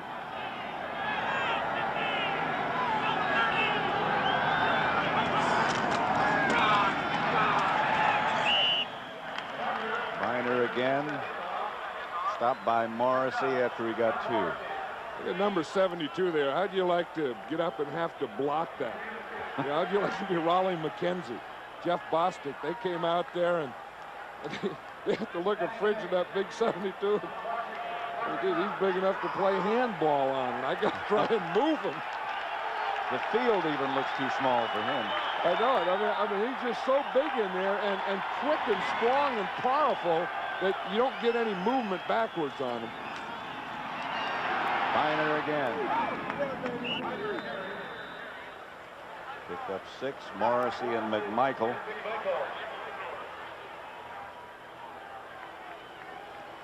Well, that's the end of the third quarter.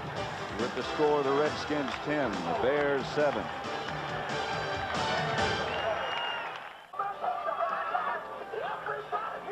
The day has gotten better, not just inside the field, but out as well. I mean, who'd be out there sailing when a football game's going on? I mean, you don't have any cable out there. There's no antenna. There's nothing to look. The guy must not even know. Where's he been? Under a rock? Maybe you can hear the noise. Not much noise coming out of here today. No.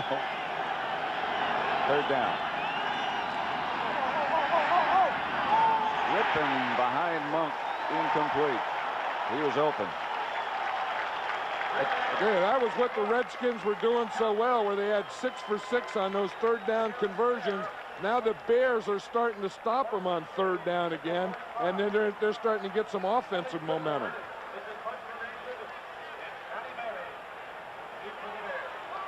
Bailey back deep for the Bears. Kelly Goodburn.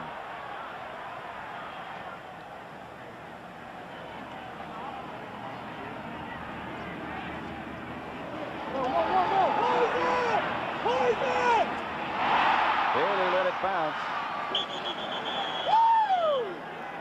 We'll return to Soldier Field after this message from your local station. You're watching the NFL on CBS.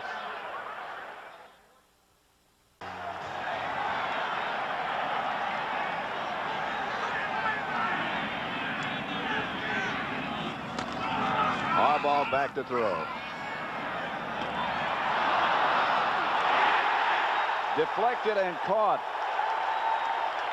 Dennis Gentry came up with the rebound, a gain of 17. But there's a flag back there, Pat, and I think it's against the Bears. I think it's in the area where they call holding. And the way everyone's walking back, you know it's against the Bears.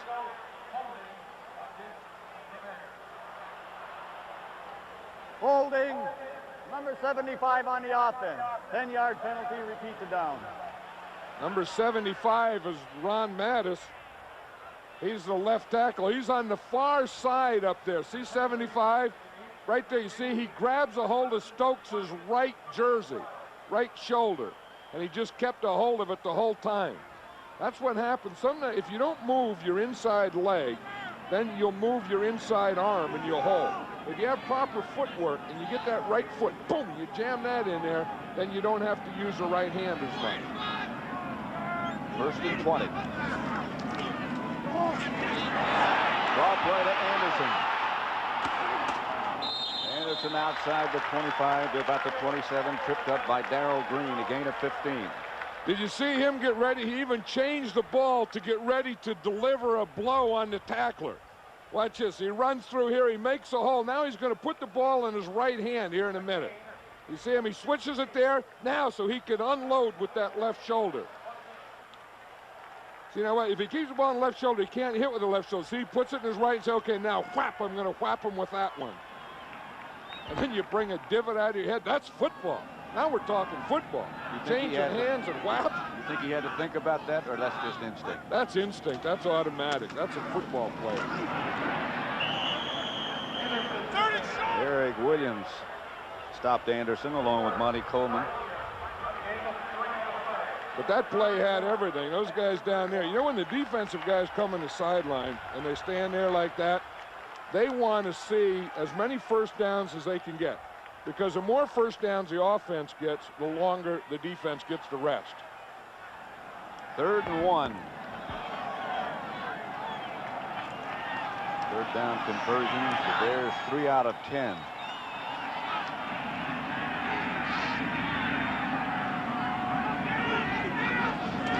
Harbaugh. I think he got it.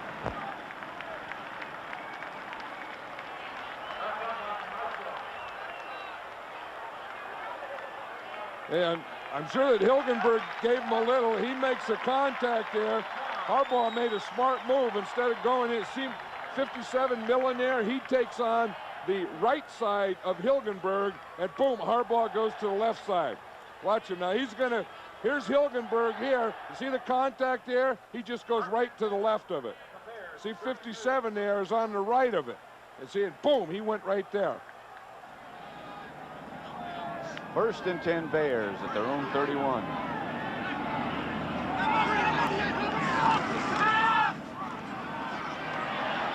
Harbaugh out of the pockets.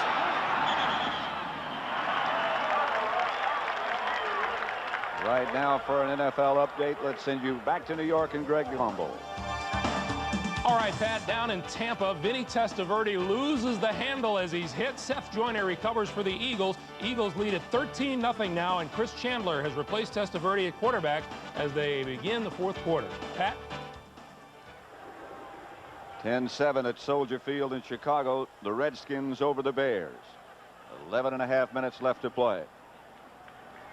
Now, one thing, the Bear offensive line is now getting this Redskin defensive line under control, especially Charles Mann. He's not the dominant player he was in the first half. Pass deflected and picked off by Fred Stokes.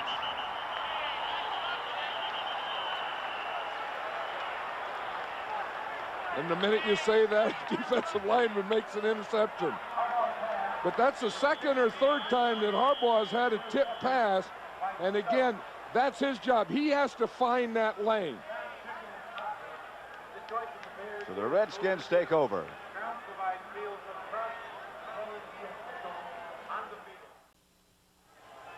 Yeah, Harbaugh's had 3 passes batted today, Pat, and he just didn't throw the ball high enough. Watch it. I mean, Williams doesn't block it. The ball just kind of hits Williams in the shoulder. That pass was not only not thrown in a lane, but it was just thrown too low. It's like it got caught with stickum or something on it. Rippon has the ball deflected. Tim Ryan got a hand up. That one was deflected. Again, the Redskins have been having success with that rolling out, and it's always been to the right. Every time Rippon has rolled out, he's rolled out to the right. So now the Bears are putting a guy out there and waiting for the rollout. You see him as he starts to roll out? Then Ryan is staying out there, staying in containment. The ball's thrown, boom, he goes up. 2nd and 10 at the 36. Rippon straight back this time, screen pass to Biner. Down to about the 30, Stinson made the stop. Look at Singletary. You talk about emotion, fired up. Look at number 50 there.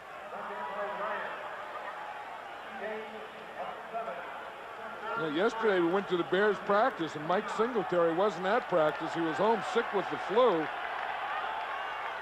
This practice came back today, and you talk about a guy who's going to give you some inspiration and going to give you some emotion and going to give you some direction. It's this guy right here. 3rd and 4.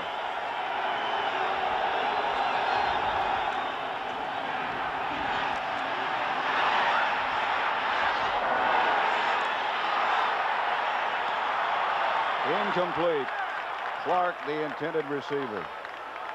Sean Gale and Mark Carrier back with Gary Clark. It's probably lucky for the Redskins that that ball was thrown short because Carrier was right there. Gale and Carrier were right there. They had two guys on Clark, and that could have just as well been intercepted. Look at that. You see, by the time he throws it, the guys can converge, and it's lucky that it was short because the two defenders couldn't get back to it. That looked like the last shot out of a Roman candle. 4th and 4, the Redskins are going.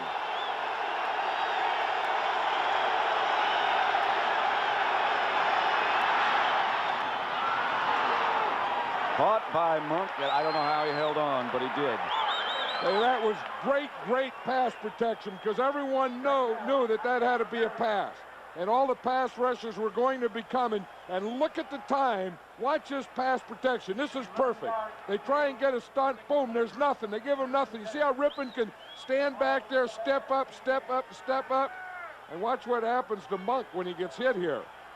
Boom, boom. He got spun halfway around. 1st and 10 at the 18.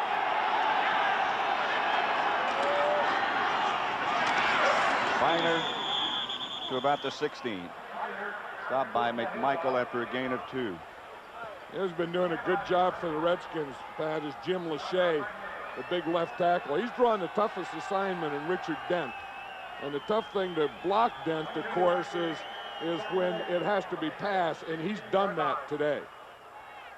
This guy is, has always been one of the best offensive tackles in the league, and he's playing outstanding here today.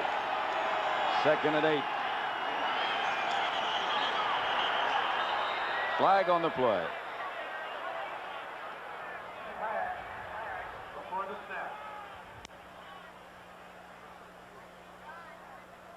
Even the officials are wearing shields on their yokes. False start on the quarterback. False start on the quarterback, 5-yard penalty. The penalty, Washington, 13. They put that NF shield everywhere now. You see it on the players' jerseys there, and now they got it on the officials. And I guess that they just want all the officials to remember what league they're officiating in. They've sort of got it off on the side, though, for further review. Yeah, but the players have it right there, right below their neck. They call it the yoke. 2nd and 13. The shield in their yoke. Finer inside the 20 to about maybe the 13, a gain of 7. Roper and Carrier. That's the thing that this Redskin offensive line now, for years they call it the Hogs, and now I think it's based on those two tackles. Joe Jacoby, the right tackle, playing as well as he ever had, and number 66 over in there on the right, and number 79 over here on the left. Those are two pro tackles. 3rd down. Sanders, the motion man. Rippon has another one deflected. I think that's the most batted balls I've ever seen in one game. I think we're setting a record. I think we're setting a record here, at least at Soldier Field, for batted balls today in the history of the NFL. Rippon has had 2. Harbaugh's had 3. Flag in the end zone.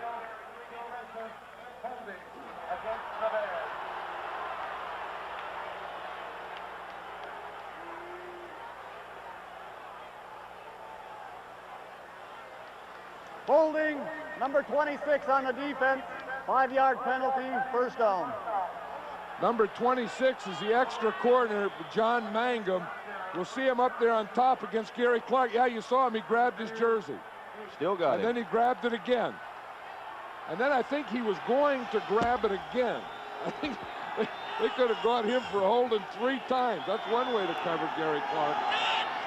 1st and goal at the 9.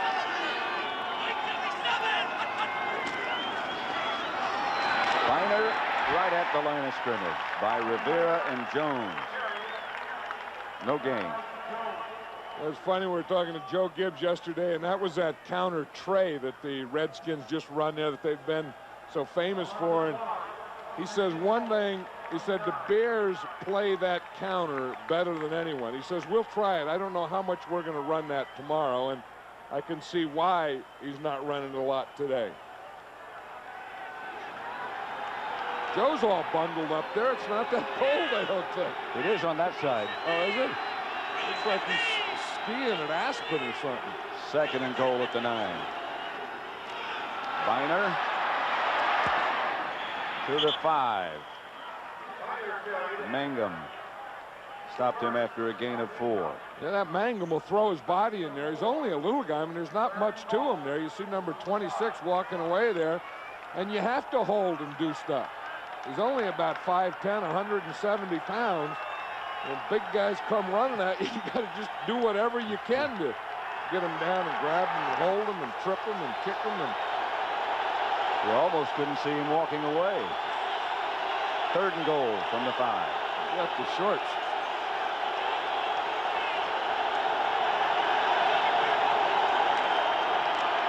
Rippon to Monk, touchdown.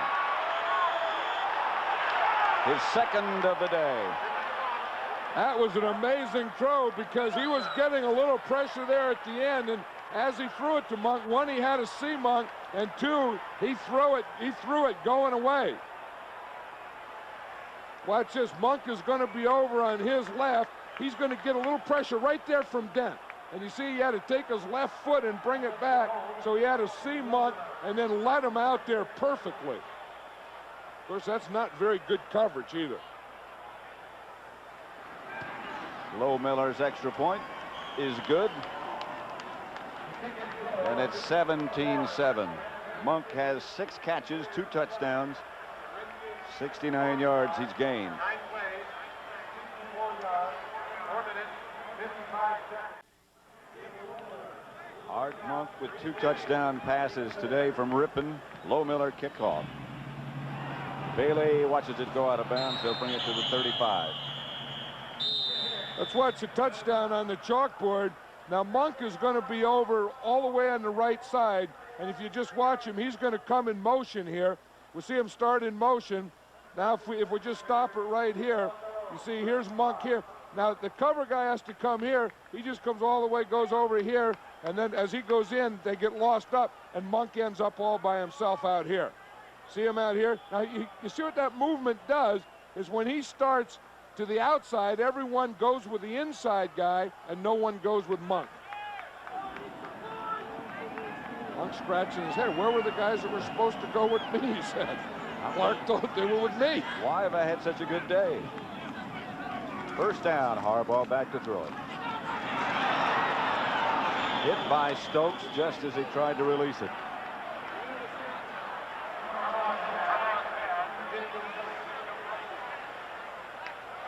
You see, he's going to get the pressure here. He's looking downfield.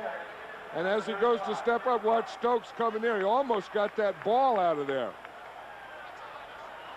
The left tackle, Ron Mattis, hurt his ankle on that play, or knee. You see him come out, so Stan Thomas will go back in at left tackle.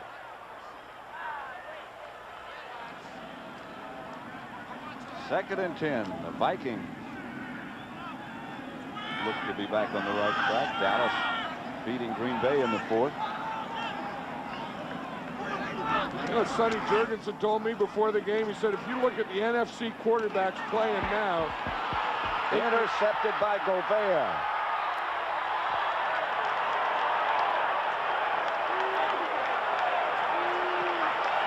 I think he just threw that one up. He's been getting so much pressure that you get to a point that you get so much pressure that you just can't do anything anymore. It looked like Harbaugh just threw that one up there. I mean, here watch, they're coming off a play pass, and he's just going to take the sack there. He just throws that ball away. That's a terrible throw. I mean, he did have Anderson there, but he just looped that thing up there and let Gouveia get out there and get it. Redskins just inside the 10 now. 1st and goal.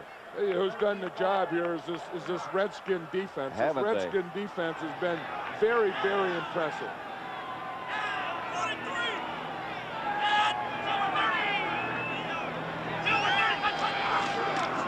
That's Finer, down to about the 6. Up by McMichael and Jones. And then the other part, after you take the Redskin defense, the other part is this Redskin offensive line, because they have really controlled that defense of the Bears and given Mark Rippon time.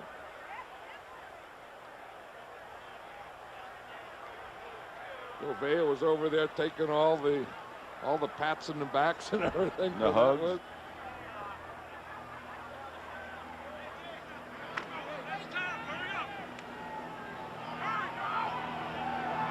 Second down, they're at about the 7. Rippon fumbled it, gathered it, and got about a yard. Maybe 2.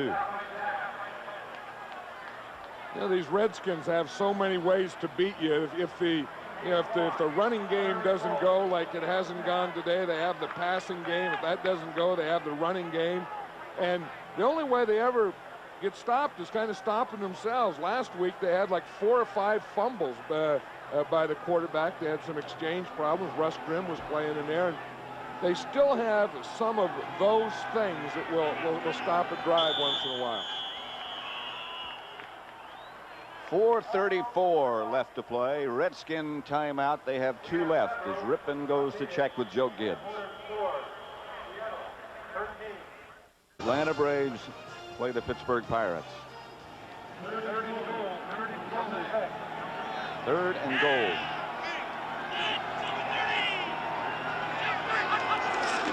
Rippon to throw it. Overthrows it.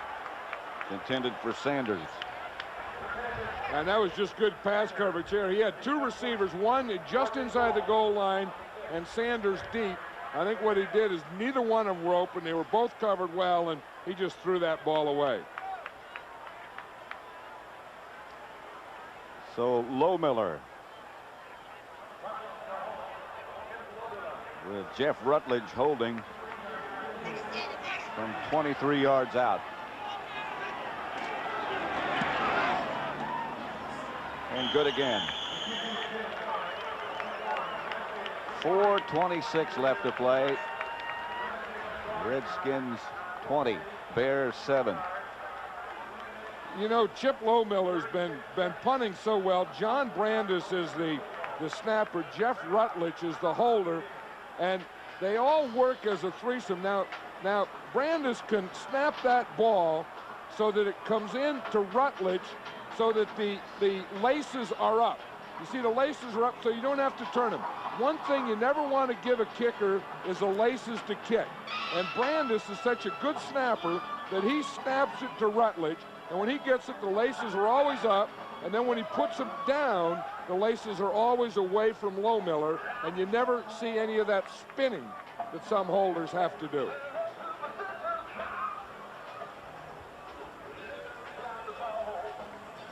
Joe Gibbs looks like he's going to be 6-0 in 91, 4-1 when they won the Super Bowl in 87, 5-0 in 86, 4-1 when they lost in the Super Bowl in 83, and they won the Super Bowl in 82 when they started 4-1. So what that's saying is if they ever get off to a good start, they always go at least to the championship game.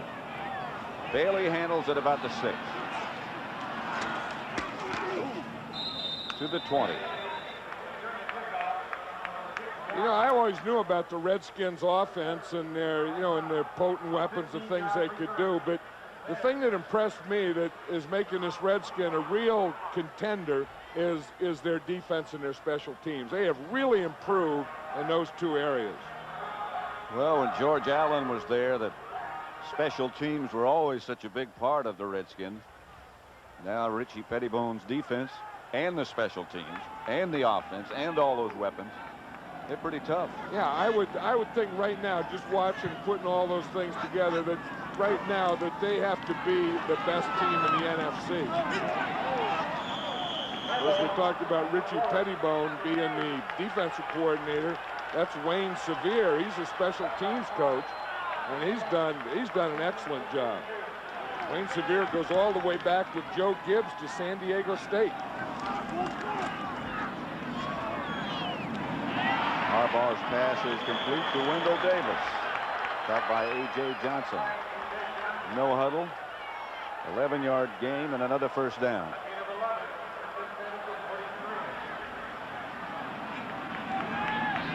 Three and a half minutes left. Anderson. Anderson carried. 8 more. Stopped by Coleman. You talk about the NFC, and you think of the 49ers, the Giants, both struggling after being in the championship game last year, and then the New Orleans Saints up there. You can't count them out anyway. Wendell Davis, the intended receiver. Johnson back there with him. No flags. A.J. Johnson, 3rd and 3 from the field. Even the fridge is trying to get a flag out there. I think it was double team. It looked like he just tripped out there.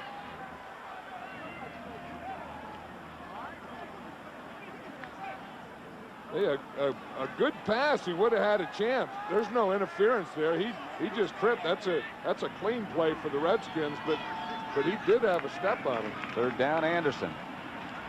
We'll have the first down and more, down to about the 41. Monty Coleman. 3 minutes now left, just under. This game is presented by authority of the National Football League. This telecast intended for the private use of our audience. Any rebroadcast or other use of this telecast without the express written consent of CBS, the Chicago Bears, and the National Football League is prohibited. Harbaugh going deep. He's got Waddle.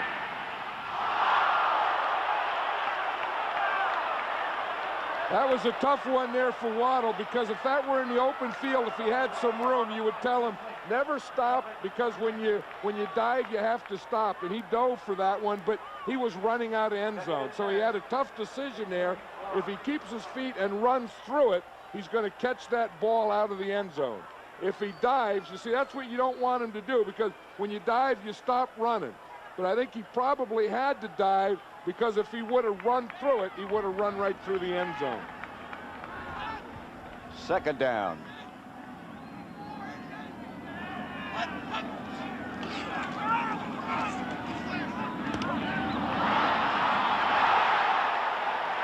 Ron Morris, a spectacular effort. Sidney Johnson and Brad Edwards all over him. Watch this catch. That is knocked out. Then Morris goes for it again, dives with both hands, comes up with his left hand before it hits the ground. Then it's going to go out again, and then he grabs it again. That was a great catch. He grabbed that 3 times. It was hit. Watch it here. It's hit. It's knocked out. Now he's going to catch it again, and it's going to go out again. Then he's going to catch it for the 3rd time, and that's a good catch. It's also a heck of an effort. Yeah, I mean, that's a definition of stick-to-itiveness. Today's game was produced by Robert D. Stenner and directed by Sandy Grossman. The NFL Today produced by Eric Mann and directed by Duke Struck. Senior producer of the NFL on CBS is Ed Gorin, and the executive producer is Ted Shaker.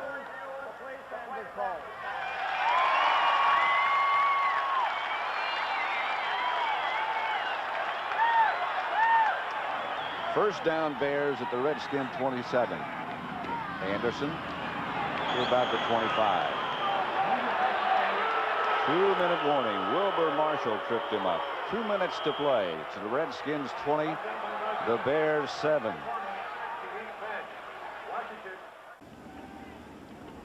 Two minutes left to play at Soldier Field, Chicago.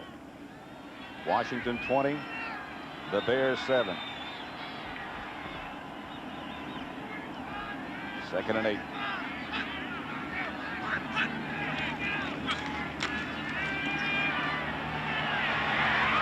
Incomplete, intended for Ron Morris, right at the goal line. A.J. Johnson and Brad Edwards. the Redskin defenders. And Mike Ditka really has been calm. I don't know that maybe in this second half he really never felt like they were in this game. There's less than 2 minutes. They need a couple of scores here to win it.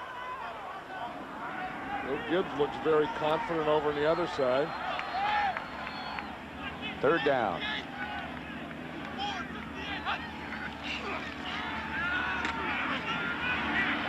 Harbaugh incomplete, intended for Anthony Morgan.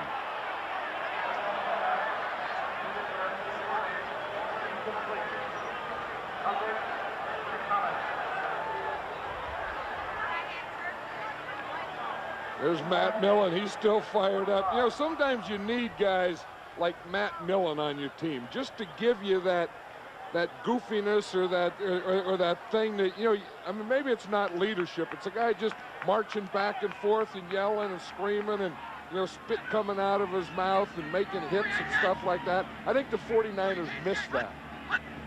He stays fired up. Flag on the play.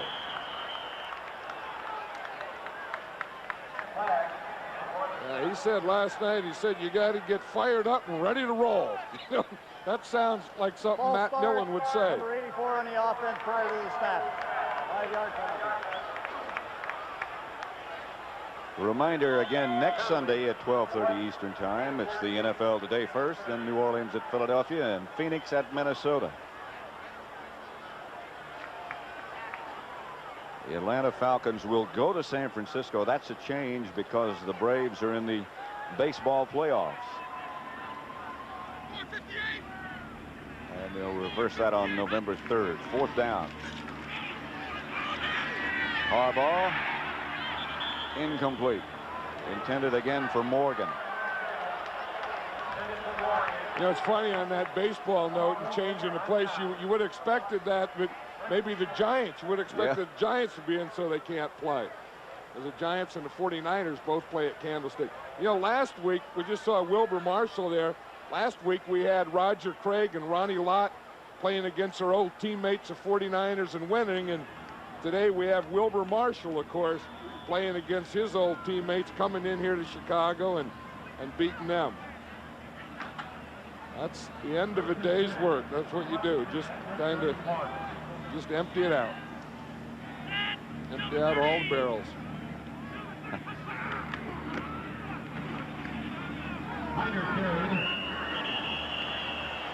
Ernest Biner, the ball carrier. Don't forget again, coming up, the NFL Today, the post-game show. Scores and highlights. The Bears take this timeout.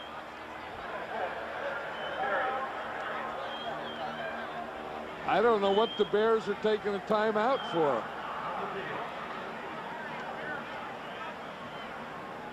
I guess they figure if they could get a quick 14, they can still win it. In a minute 40, that's going to be a long day's work. Look at Matt Millen here. The only thing wrong with Matt Millen is that number 57. I think that he should. That's a bad number for him. I thought he should have had like a 50, a 51, a 52, a smaller number, a squarer number. 57 is too long.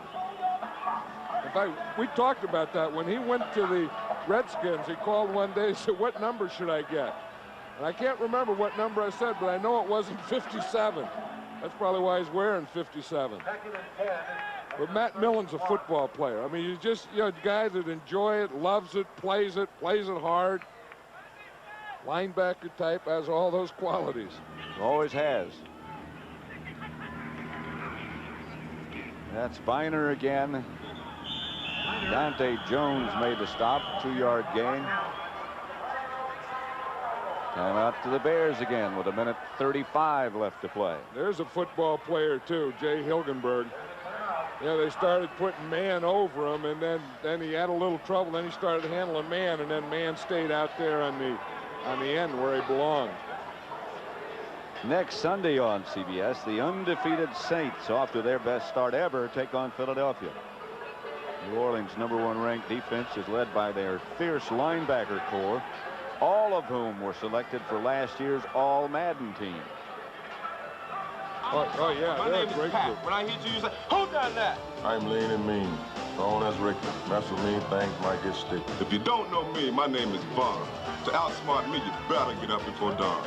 I'm the one and only Sam Mills. I cause so much pain, you'll need aspirin pills. To the Madden team, we all have something to add. But let our foes be warned. Don't make us mad. They might make that team again. I know, and I wouldn't make those guys mad. If I would like to take those guys and that guy right there, 84. They always makes you all mad. I think I'd start out with that group of linebackers and number 84, and we'd go from there. 1 yard gain, stopped by Perry.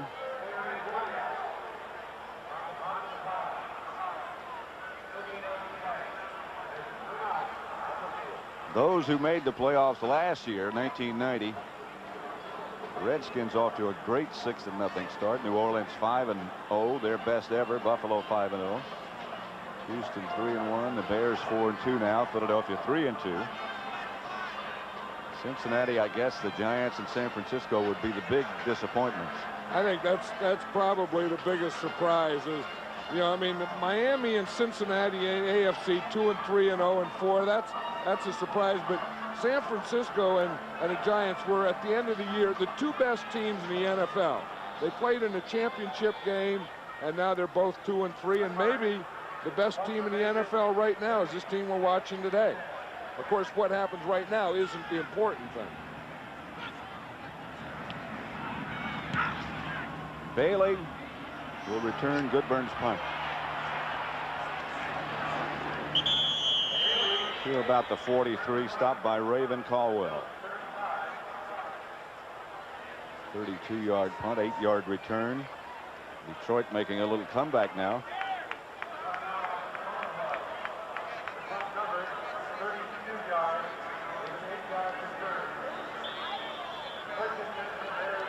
First and 10 Bears, ball at their own 43. No more timeouts. A minute 21 seconds remain.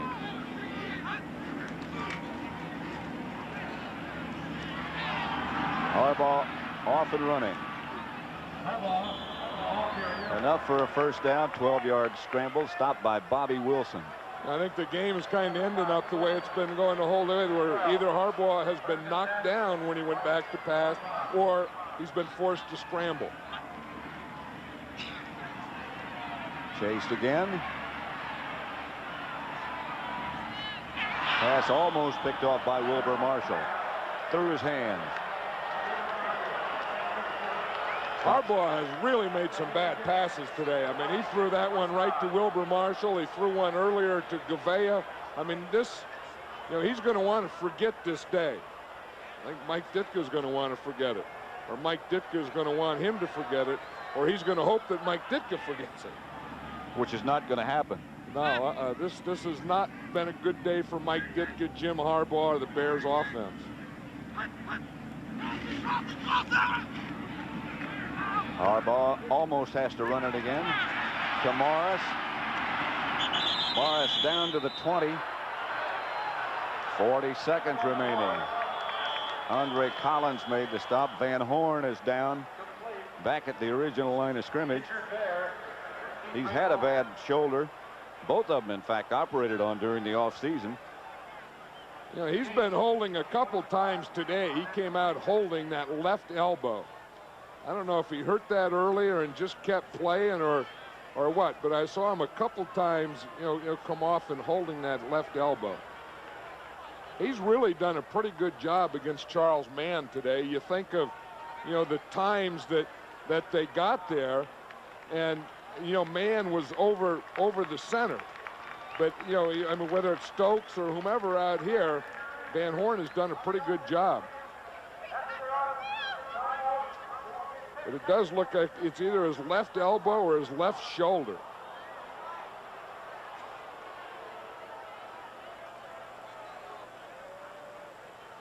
He's kind of an unheralded guy, Yep. that when things go well, he really has never gotten a lot of talk, but has always been a very good and solid tackle. Right now he's a tackle in pain. Wojciechowski's taken his place.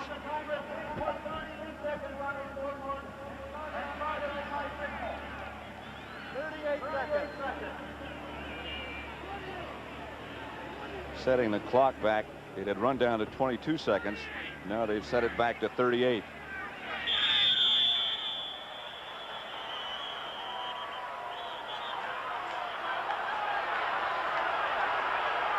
And ran again down to 34.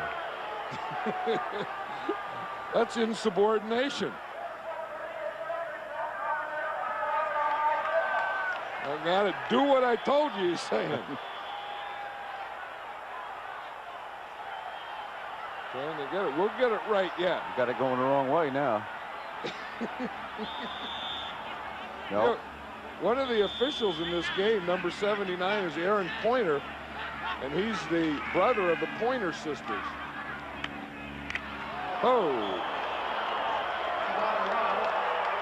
Waddle made the catch and paid for it as he was hit by Wilbur Marshall. 10 seconds left to play now. There was Aaron Pointer right there.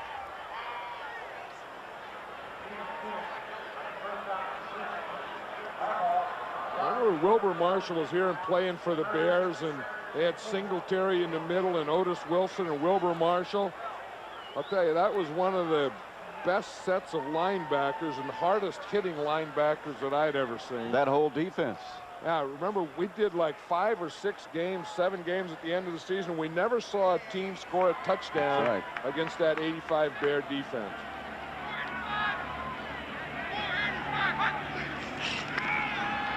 Harbaugh out of the pocket again.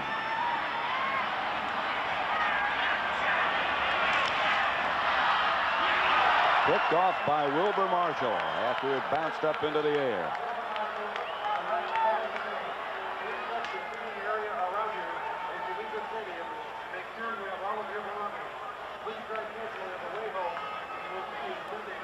So the Redskins improved to 6-0 on the year. Right now, let's send you again back to New York studios and Greg Gumbel.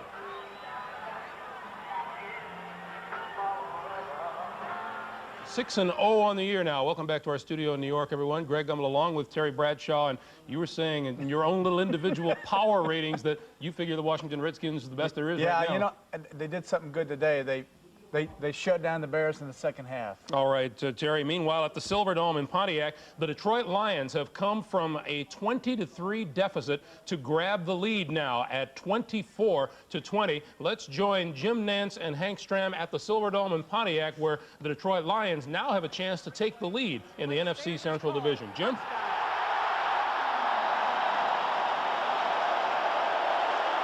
We'd like to welcome those of you from around the nation.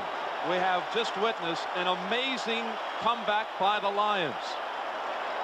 After a review, a Barry Sanders 14-yard run for a touchdown stands, and the Lions have scored 3 touchdowns in the last 7 minutes.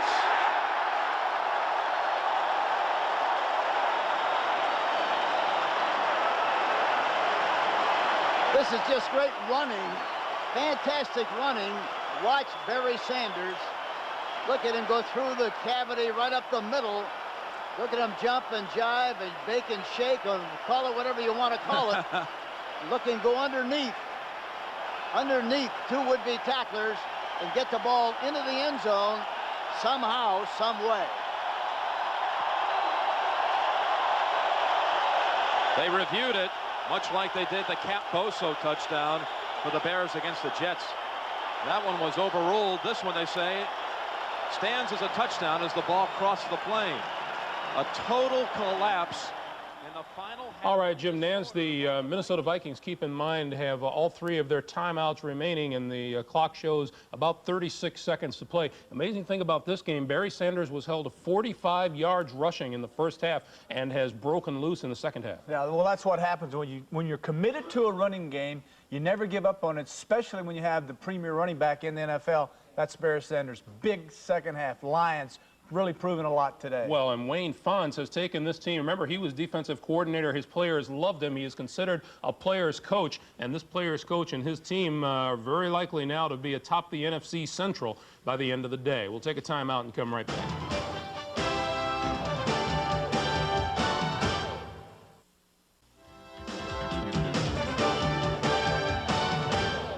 all those of you who have been watching the Eagles in Tampa Bay, welcome to the postgame show. Greg Gumbel along with Terry Bradshaw. In Tampa, you saw a comeback by the Tampa Bay Bucks for their first victory of the year. They beat the Philadelphia Eagles by a score of 14-13. Brad Gable, kind of tough going early on, intercepted by Darrell Fullington, had a couple of passes picked off, which is typical of a rookie quarterback. Well, you stare your receivers down. A young quarterback will do that, and that's exactly what Gable was doing early. Meanwhile, Vinny Testaverde sacked right here by Wes Hopkins on the safety blitz, and Seth Joyner recovers for the touchdown. Vinny left the game with a chip fracture of his right thumb. On came Chris Chandler, and his start was rocky as well, intercepted by Hopkins. Yeah, this is just one of 2 interceptions that Chandler had in replacing of Vinny Testaverde. But crunch time. Here comes Chandler. 5-yard touchdown pass to number 84, Bruce Hill, and that is a big victory for the Tampa Bay Bucks, for Coach Richard Williamson, and also for Chris Chandler, who insisted that he could do the job. Well, something good has happened here, because now Tampa Bay is down to 1 starting quarterback, and that eliminates a lot of the pressure.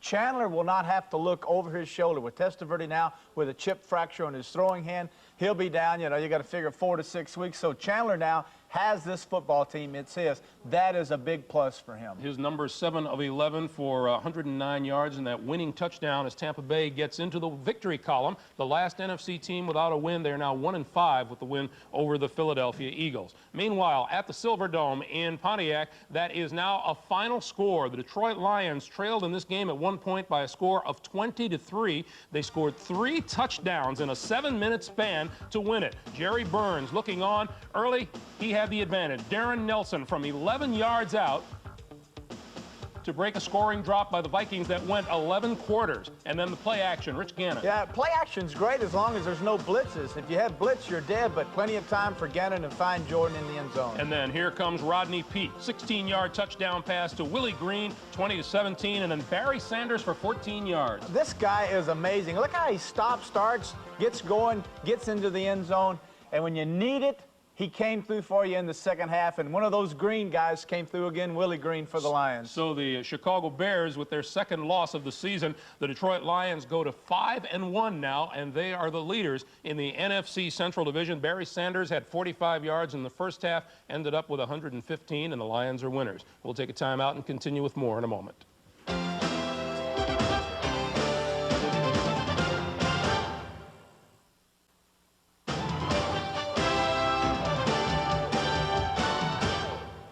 Welcome back, everyone. The Washington Redskins keep their record perfect through 6 weeks of the NFL season. They beat the Chicago Bears today by a score of 20-7, and a pretty good day for the Redskins and for quarterback Mark Rippon, who is standing by with John Madden. John? Yeah, Mark, that was something. It seemed like early in the game you guys were having a little trouble with pass protection. Then you started to roll out to the right, and then your pass protection got under control. Well, I think they had an idea on some types of the stunts that they were running. They were doing a lot of end tackle stunts on us, and a lot of times when you're in just straight drop back, those are hard things to pick up. So we decided to go to the rollout a little bit where they could just zone it off, and we had some success there, and I think it helped us throughout the game. And then how about knowing that you could get Art Monk back there in the end zone? The old man's still doing it. I tell you, he's amazing. He had about 3 or 4 big catches for us today, and he continues it, and he's just that type of a guy. He just works hard and a tribute to the game the way he plays. You know, we're looking at it right now, and you think that he's going to slow down sometimes, but the guy just seems to, have everything that he's always had. Well, that's what's amazing is when is he going to slow down? I haven't seen it yet since I've been here, and he was even quicker or the same when I got here. So I think the bottom line is he continues doing it. He works hard. Okay, and then the second one was when he came across in motion. Were you watching him all the way? No, we scored on him last year on the same play. We hit Gary Clark on it on the slant route, and they jumped the slant route. Art got in behind, and so I tried to look at the corner and see how he was playing it, and Art got in behind and just threw him a ball in the corner of the end zone. Well, congratulations to you and the Redskins, and thank Mark, and now back to you, Greg. Thanks, John. Thanks, Pat. All right, John and Mark Rippon, thanks very much. Boy, you talk about quarterbacks playing with confidence. Mark Rippon is doing the job to a T so far this season. The Redskins are 6-0. Right behind them, and as far as records are concerned, the Detroit Lions, who had quite a comeback this afternoon in Detroit. They beat the Minnesota Vikings by a score of 24-20, and quarterback Rodney Peete standing by along with Barry Sanders. Let's send you back to the Silverdome and rejoin Jim Nantz with Hank Stram. Jim? All right, Greg and Terry, thank you. An absolutely stunning afternoon at the Silverdome. The Lions come back in the final 6 minutes and 50 seconds with 3 touchdowns to overtake the Vikings 24-20 and run their win streak now to 5 in a row, taking over solo possession of first place in the NFC Central. Rodney and Barry, I tell you, I think many people are lost for words right now. Can you put this, Rodney, into words, how much this win means and how you can compare it to any other you've experienced? This is by far the most impressive comeback I've ever been associated with. Just to be in the huddle with those guys and have that never say die attitude. I mean, after we scored a touchdown to Robert Clark, just gave us some momentum, gave us some life, and we just came back, and you could just tell. I mean, I wish everybody could have been in that huddle because it was a look in everybody's eye like, hey, we're going to get this done no matter what the time was on the clock.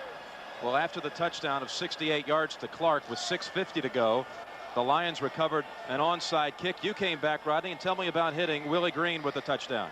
Well, it was a situation where Willie said he was beating his guy off the line, and it's what exactly happened. He beat his guy off the line. The safety was out of position, and we were able to complete the touchdown. At first, I thought it was going to be too soft, and the safety was going to come over to make a play, but Willie went up and made a great play.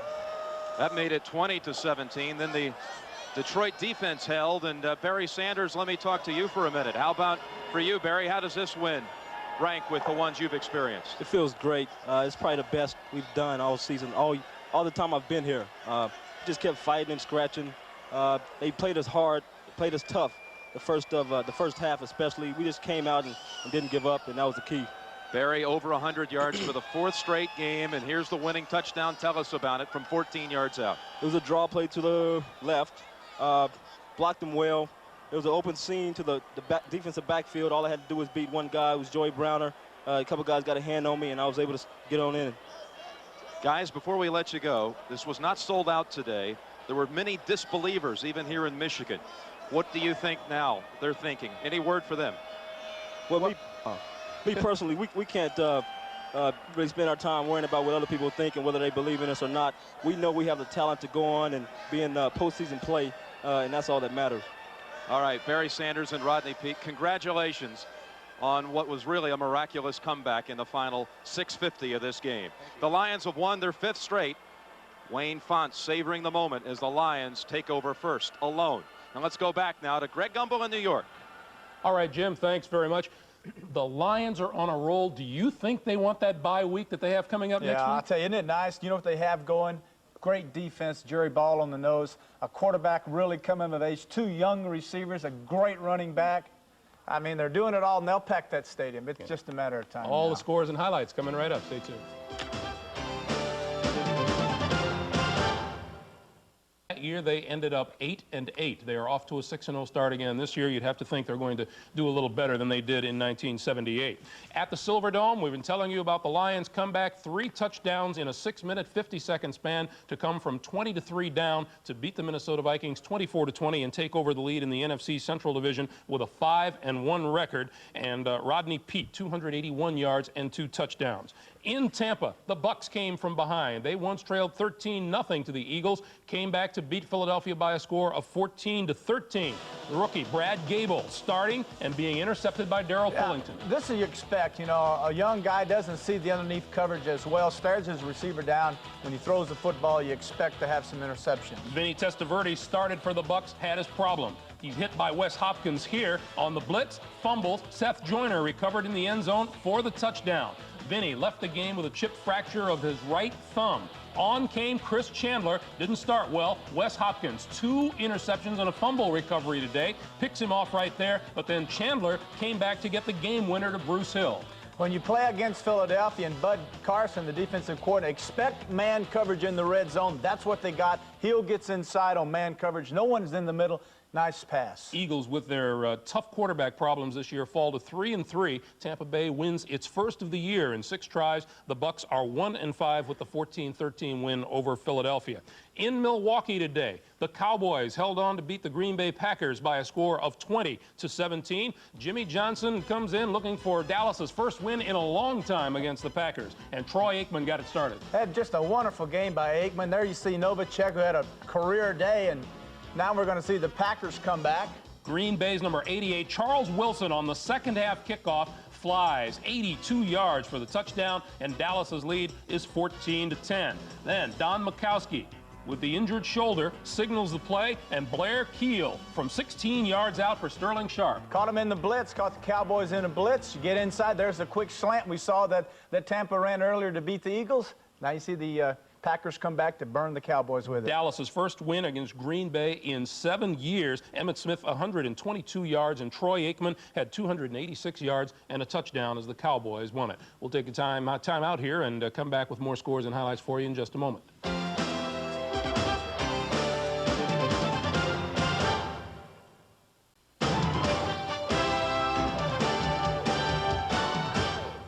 Greg Gumbel, Terry Bradshaw back in our studios. Let's continue the scoreboard. We'll take a look at what's happening between the Giants and the Phoenix Cardinals. That game in the first quarter, the Giants with a lead 7-3, and here's how the Giants scored their touchdown. Rodney Hampton, what a runner he's turning out to be, Terry. Good job. Well, this play was designed outside, but Hampton saw he couldn't get outside, cut back inside, and got in the end zone. Greg Davis has a 52-yard field goal for the Cardinals at 7-3 Giants. The Raiders are home to the San Diego Chargers. That game is scoreless in the first quarter. The Denver Broncos and the Houston Oilers came back with a vengeance from their week off after they lost to the New England Patriots. They are leading the Broncos by a score of 42-14, 28 points for the Houston Oilers off Denver turnovers. The Miami Dolphins beat the New England Patriots 20-10, and for the first time this season, Dan Marino went over 300 yards passing. He had 321 yards and 2 touchdowns in the victory as Miami goes to 3-3, and the Patriots are now 2-4. The Jets beat Cleveland today 17-14 to run their record to 3-3, and the New York Jets are one hot football team. On the halfback option, Blair Thomas comes through looking like a quarterback, Terry. Well, if you've got a running back, then the defense has to respect the fact that he can run, but now all of a sudden he's a passer, so this is a good call. Watch this play by Eric Metcalf. He thinks he's in the end zone. This is a kickoff, and he just kneels down and then just gets overrun. That's called not being as alert. I think alert is the one. Yeah, that would cover it not pretty quite good. as much as you can be. The New York Jets win it by 3, the final 17-14. But the Seahawks lead the Cincinnati Bengals. In fact, defeated the Cincinnati Bengals by a score of 13-7. The Bengals are winless now in 5 games this season. And the NFL Today postgame show will continue in just a moment.